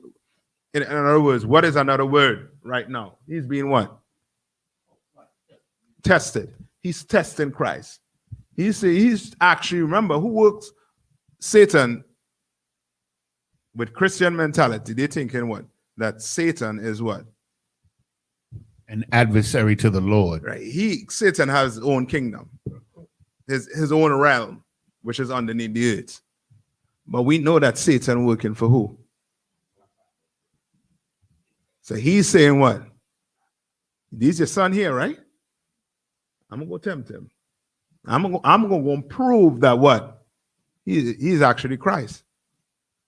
Let's see. Right? Read on. Come, verse 4. But he answered and said, it is written, man shall not live by bread alone, but by every word that proceedeth out of the mouth of the Most High. Right. Give me skip to verse 6. Come, verse 6. And saith unto him, if thou be the Son of God, cast thyself down, for it is written, he shall give his angels charge concerning thee, and in their hands they shall bear thee up, lest at any time thou dash thy foot against a stone. You understand? What is this? What is Satan saying here to him? Come on. To jump To off commit a cliff. what? Commit suicide. Come. And he's telling Christ, yo, if you jump, the Most High is going to do what? He's going to save you. He's going to save you. He's going to send the angels so that, you know what I mean, you don't get harmed. Right. You understand? Come. This is just showing you, Tawada. This is just showing you what? Does it have one at room temperature? Yeah, I'll take one Tawada. Yeah, give me that one. Yeah, I'll take that. Tawada. Right? And Tabutu, give me John 14 and 12. I think this.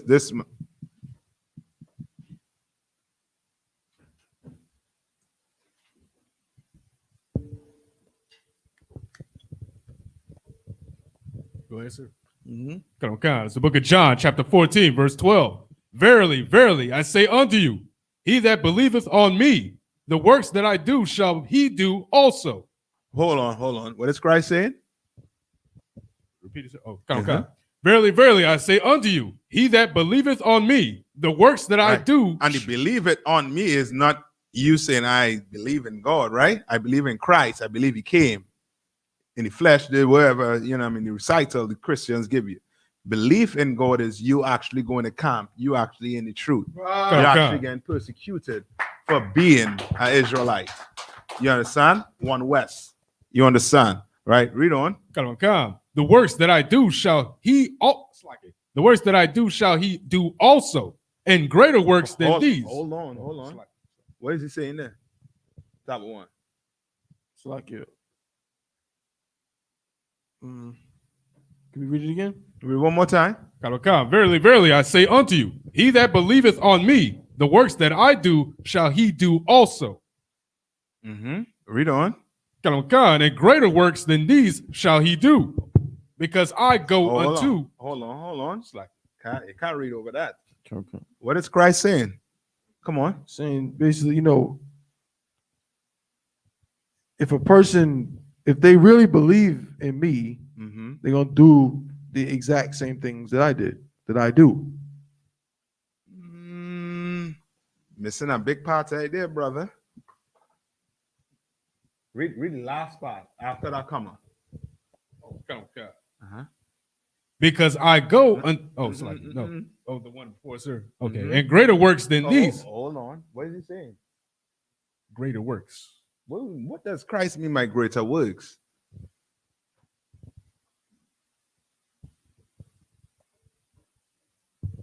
Come on. So, like you sir, he's saying that who believes in me is going to do the work plus some. He's going to do things that that I didn't do when I was here. Greater. This thing's greater. Christ did what? Wake people from the dead. Christ did what? Heal people. He's telling you, you believe in him, you're going to do what? Greater works than he did. Come on. So, brother had a comment answer online. Come on. Officer Baez said, like the mission to Acuna. Yeah. You understand? Yeah? Come on. So essentially, be able to do miracles. Greater. Just think greater works. Just think, okay, because of the Christian church, it's almost to the point whereas you can't see us doing work that Christ did and greater. But in here you're going to learn and you're going to see that it's going to come to there. You understand? Because on earth today is the same Bible reading, same laws, same everything. You understand? But guess what? Black people read it and they don't even want to see it. You understand? There were drugs back then. You know what I mean? I didn't know how strong it was. But brothers coming into the truth, who was what? Hooked on cocaine. You know what I mean? Hooked on, you know what I mean, marijuana, you know what I mean?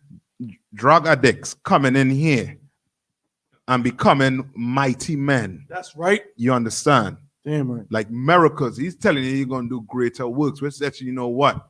That you ain't no different than what? Than Christ. You understand? You're no different than him.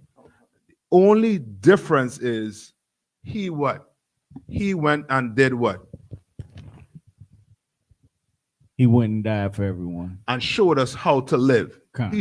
He was like a living example of who we had to be. You understand? So now him being in the beginning really ain't have nothing to do with him in the end, if you understand what I'm saying. He still had to do what? What he had to do? He had to give his life. No. Just think this. What does a poor man and a rich man have to do? They have to die. They have to be tempted with the soul. No.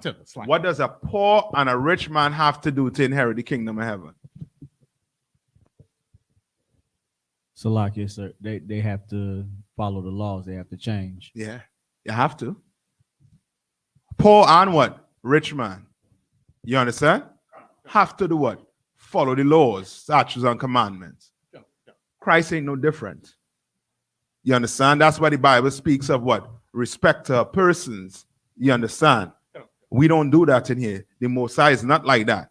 If you ain't doing the laws, statutes, and commandments, guess what? He gonna kill you. You understand? He gonna split your kingdom. And then you're gonna have to come back hundreds of years after and recognize what you did was wrong. Okay. And you had to do what now? Change it and walk that path. You understand? So it's no different than like when you read Genesis 1:1, right? What is Genesis 1:1 about? like creation. Creation of what? The earth, sir. The earth. But is there other worlds out there? We don't know, but the book is about what? The creation of what? Of the earth. Right. You understand what I'm saying? With Christ, you know that what? He was back there, right? And then he came in the flesh. That's why they say he came in the flesh as one of us to do what? To go through the same thing like us. You understand? He wasn't made by what? Like angels were made. He was made through Joseph and Mary having what? Sex. You understand? And if he was reincarnated, so which means what? He had no what? Remembrance of his former life. You understand? What he had to do was what? Open the Bible and start to put things what? Together. And recognize, oh hell, oh I'm the man. Guess how you know he was the man? How you know he was the man? So like sir, by following his lineage in this. That's it. How you know he's the Christ? So like he's the son of By following the lineage. Sir. by following the lineage. That's how you know he was Christ. That's how he know he was what? Christ. You have to follow what? The lineage. You understand? Right? That's how he knew. He knew that he was supposed to be the what? He was supposed to be the what? The king of Israel. He knew that. Right? Now, to say that he had an upper hand on us, you can't say that based on how he lived. You understand? He lived just like me and you. You understand? Yeah. He lived like me and what? Just like me and you. That's how he lived. You understand? By following what? Laws, statutes, and commandments. Right? You good with that? Or you're still Well, I mean, that makes sense. I get it. My only question, I guess, would be, I guess, like the rest of us. You know what I'm saying? Like I said before, like if Christ was in the employ of the Most High over the creation of the universe, cool. But were all of us, even if we weren't like angels over that, were we beings, talking about spirits before we ever were flesh on earth? I'm about to get back to you on that. But But that's the only other question. you know what I mean? You do know when you die, your spirit goes back to the Most High, and then it does what? Comes back right here on the earth. You understand? So if you ask him if he made your spirit first, more like he did make your spirit first for your team come into a body. You understand what I'm saying? Your body changes, the spirit what? The same. Give me subject. The spirit of the prophets is subject unto the prophetess. Hold on, I'm gonna get it for you. I'm misquoting it bad. Go ahead, Kobol.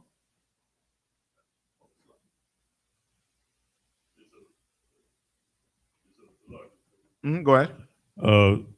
So when he started reading these scriptures, he realized who he was.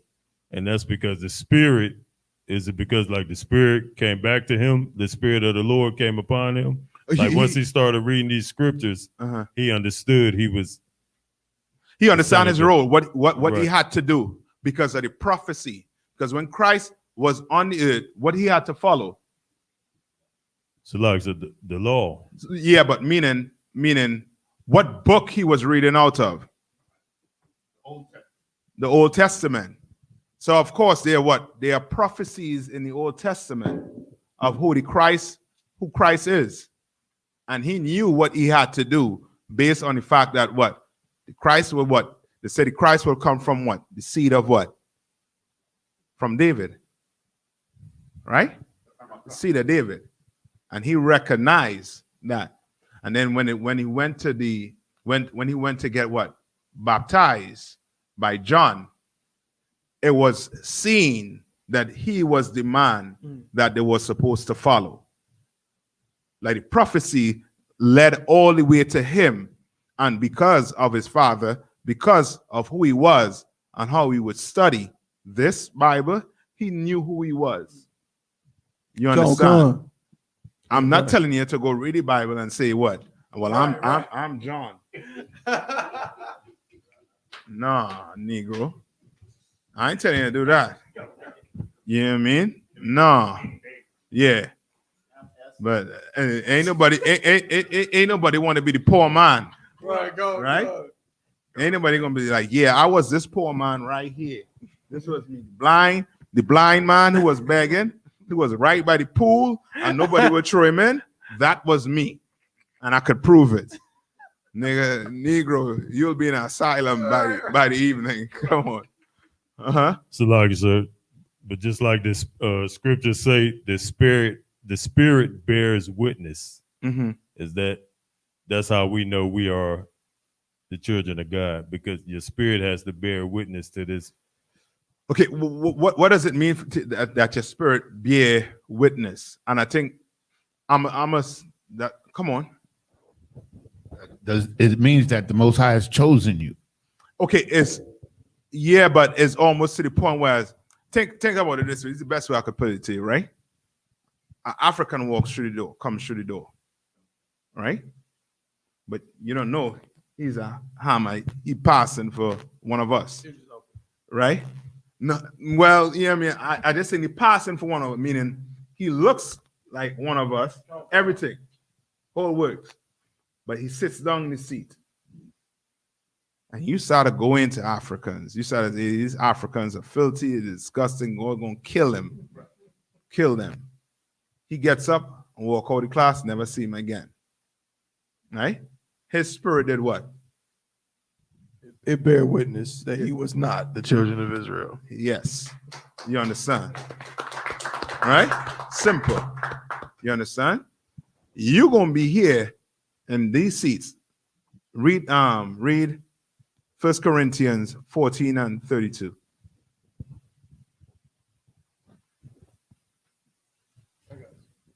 All right? Is it 32, sir? Yes. 1 Corinthians 14 and 32. I got it, bro. Mm-hmm. This is the book of 1 Corinthians, chapter 14, and verse 32. Uh-huh. And the spirits of the prophets are subject to the prophets. What does that mean?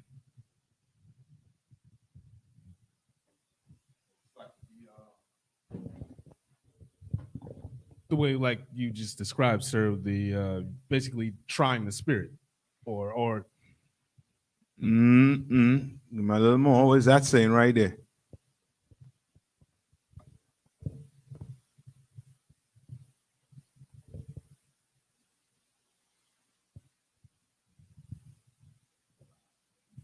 So the spirit of a prophet, right?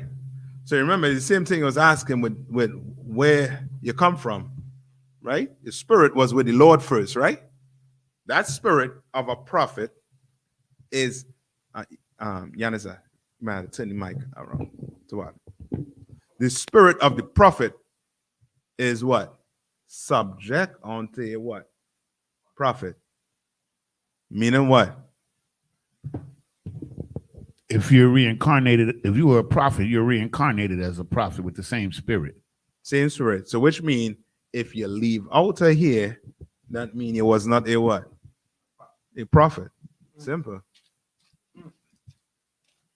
Come on. so essentially this is basically a reincarnation. It's proof. Meaning you could come to that after you give them the whole reincarnation, you know what I mean, breakdown. You could come to this just to make it concrete that the same spirit that you have, you know what I mean, back then with Christ, if you was with Christ and enrolled with him to the end, is the same spirit you're going to have coming back now. You understand? But does that mean it's a surety? Prove it. Come on. What we just read, it says that we have to put in the work. You have to put in the work in order to be successful. Give me a precept. I said, the spirit of the prophet is subject unto a prophet, right? I mean, if you was a prophet in the past, you'll be a prophet today with that same spirit, right? But is that all the way? Want to say like with your question you had with Christ being back then?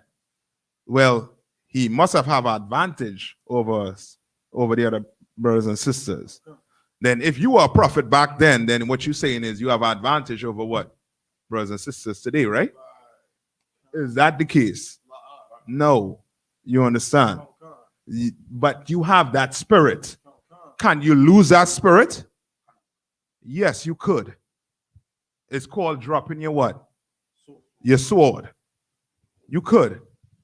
That's why it says what? Give me where it say, he that endureth to the end, that same shall be saved. I never quoting it correct. Bad with the come on. Another precept might be Jude 1:6. Jude, what does it say? The angels which kept not their first estate.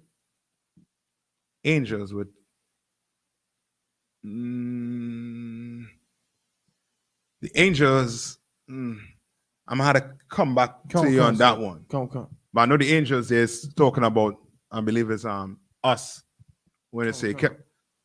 Come on, but I have to get at the whole material. I'll get at for you. If I may, Jude what? Jude 1:6. Come on. Could we use 1 John 5 and 4? What does that say? It says, "For whatsoever is born of God overcometh the world." Okay, that's for everybody. I'm talking about the spirit, Brother. because that's what Tabo one is actually saying. That spirit that Christ had from all the way back then in the beginning. If he had that, if he knew all of that, then he have what? An advantage over us, when that was not the case. You understand? Because he came just like us in the flesh, and that's what Christian use as, you know what I mean, as what you call it again, as a way to do what? To sin. You know what I mean? They use that to say what? Well, Christ, he came as an angel because what? He came from the Most High. The Most High put a seed in Mary's belly. And Christ, that's how Christ came about. So he has an advantage over us when that is not the case. He did what? He went through temptation just like us, but he was willing to do what? To fast. He was willing to go, you know what I mean, put his body through, the full sacrifice to become who he is, which was the Son of God. You understand? And he's showing you that you could do it. You understand? But Satan is the one in the ears. You don't worry about all that, man. Right. I mean, you can't be like him. I mean, he think he's special or whatever. Come on, man. Let's roll this blunt up. Me and you, we gonna smoke we gonna smoke this together. Right. You know what I mean? And before you know it, you yeah, we gonna wait on King David. This Christ it ain't gonna work. You know what I mean? Ooh, watch that. Watch that that European or that oppressor. You know what I mean? Looks, you know what I mean? Looks good. Why? Because you're high, Negro. Right. Anything look good when you're high, right? Come on. Officer Baha said Matthew chapter 24 and verse 13. What does that say?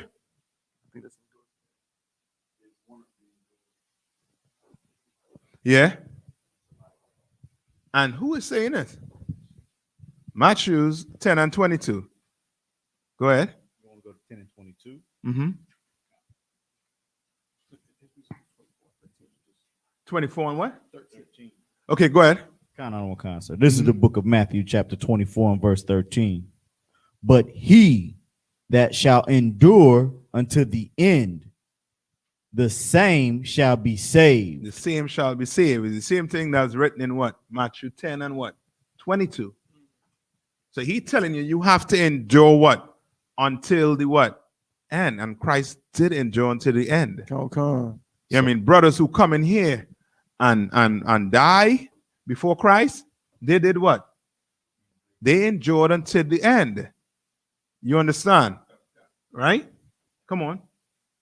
I got another precept, Mark 13 and 13. What does that say? It says, this is the book of Mark chapter 13 and verse 13. And ye shall be hated of all men for my name's sake. Mm-hmm. But he that shall endure unto the end, the same shall be saved. Right? So it's the same thing he's basically telling you. You understand? Like you can't, this is not a, you know what I mean, a marathon, you know what I mean, like no, I shouldn't say a marathon, but it ain't like a sprint. This is a marathon. You understand? This is a long race. This is you fighting yourself, fighting your flesh. 99% of the time you're fighting your flesh. Flesh is telling you, you know what? You know what I mean? You brothers in Hebrew Academy, you all understand this very good. You understand? That fight to wake up, to just to come, just to be present. That fight, brother, you know what I mean? That's the fight of ages right there. You fight that fight, you could fight weed. You know what I mean? You could fight hoes. You understand? You could fight. You understand? You can fight it. And he telling you have to endure unto the end. Don't think because the spirits subjects unto the prophet, mean, oh, well, I'm here, I'm good to go. And you sit down, sit back, and you like, well, I mean, I don't need it. Negro, you ain't made it. Because the same spirit that the Lord gave you, the same spirit he's going to take back if you're not doing what? Yeah, he ain't doing the work. Or you could be in the truth, but just not in one West. Negro, no, that's not how it works. You understand? If you wasn't done with Christ, you wasn't a prophet. You wasn't one. That's why Christ said what? Leave them alone. Let them alone. You understand? He does not what? He is not with me. Is not I'm messing it up. He is that is not how no. I'm messing it up. No, you gotta pull it for me. I'm messing it all the way up. I want to mess it up. Because these Christians online gonna be like, you see, he ain't know what he's talking about. Negro, I know what I'm talking about. That's right. My mind just had so much things running through it. Come on. Just give me where he says, you know what I mean? If you're not with me or against me, just give me one. Just give me one. I got one in Come on. This is Matthew. And this is the last one, right? And then I'm gonna pass the class over to priest and officer, Yanaza, right? This is the book of Matthew, chapter 12 and verse 30. Uh-huh. He that is not with me is against me. Uh-huh. And he that is not with me, he that is not one West, is what? is against Is me. against me. Read on. And he that gathereth not with me scattered abroad. Right. Scattereth abroad. Scattered abroad. You understand? Like you gotta endure to the end, brother. You That's gotta right. come in here and endure to the end. Yeah, right. Or else you're gonna find your tail out there thinking you're doing the truth. When you're not, you're scattering abroad. That's right. You understand? You ain't doing the work. You understand? And in here, it don't go by what you did already. It go by what? What you're doing right now. That's right. You understand? What you're doing right now. Is you in your drawers behind the computer on the I'm an Israelite. Send. You know what I mean? Baby, pass me them hot biscuits. Yeah, cutting these Negroes here on online. Negro, come on, man. Yeah, I'm cutting them. Yeah, right, Negro. You ain't cutting nobody but yourself. You understand? Pour on some clothes. Pour on some all black and get to class. You understand? And you Old Testament Negroes, put the blunt down, man. It's destroying your brain cells, man. You lose them brain cells, you ain't getting it back in her. It's gone. Put them things to use. You understand? And with that, I'm gonna pass the class over to priest and officer Yaniza.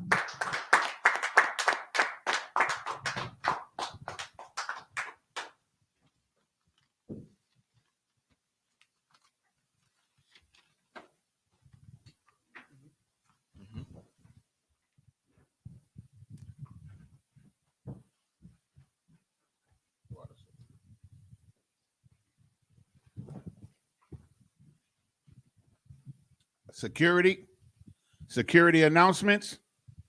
We are the ISUPK out of 1 West 125th Street, Harlem, New York, under Commanding General Yohana. We're not associated with any other Hebrew Israelite group.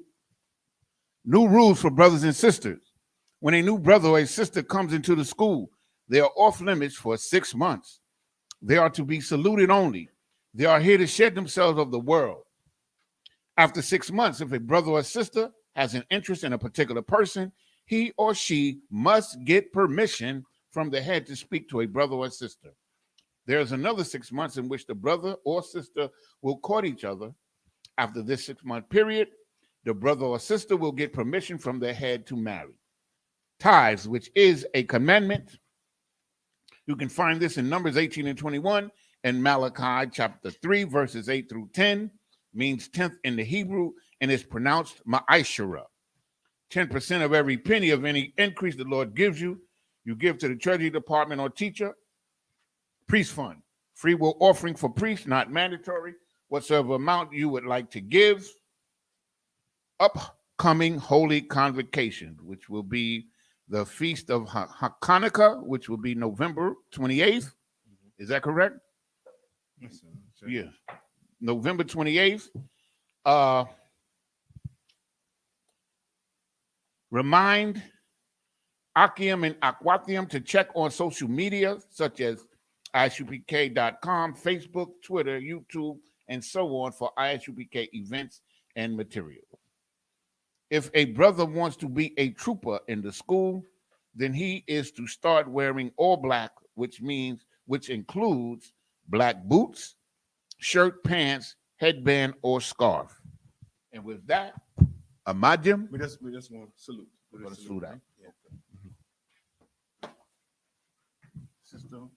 Sister, you remain seated.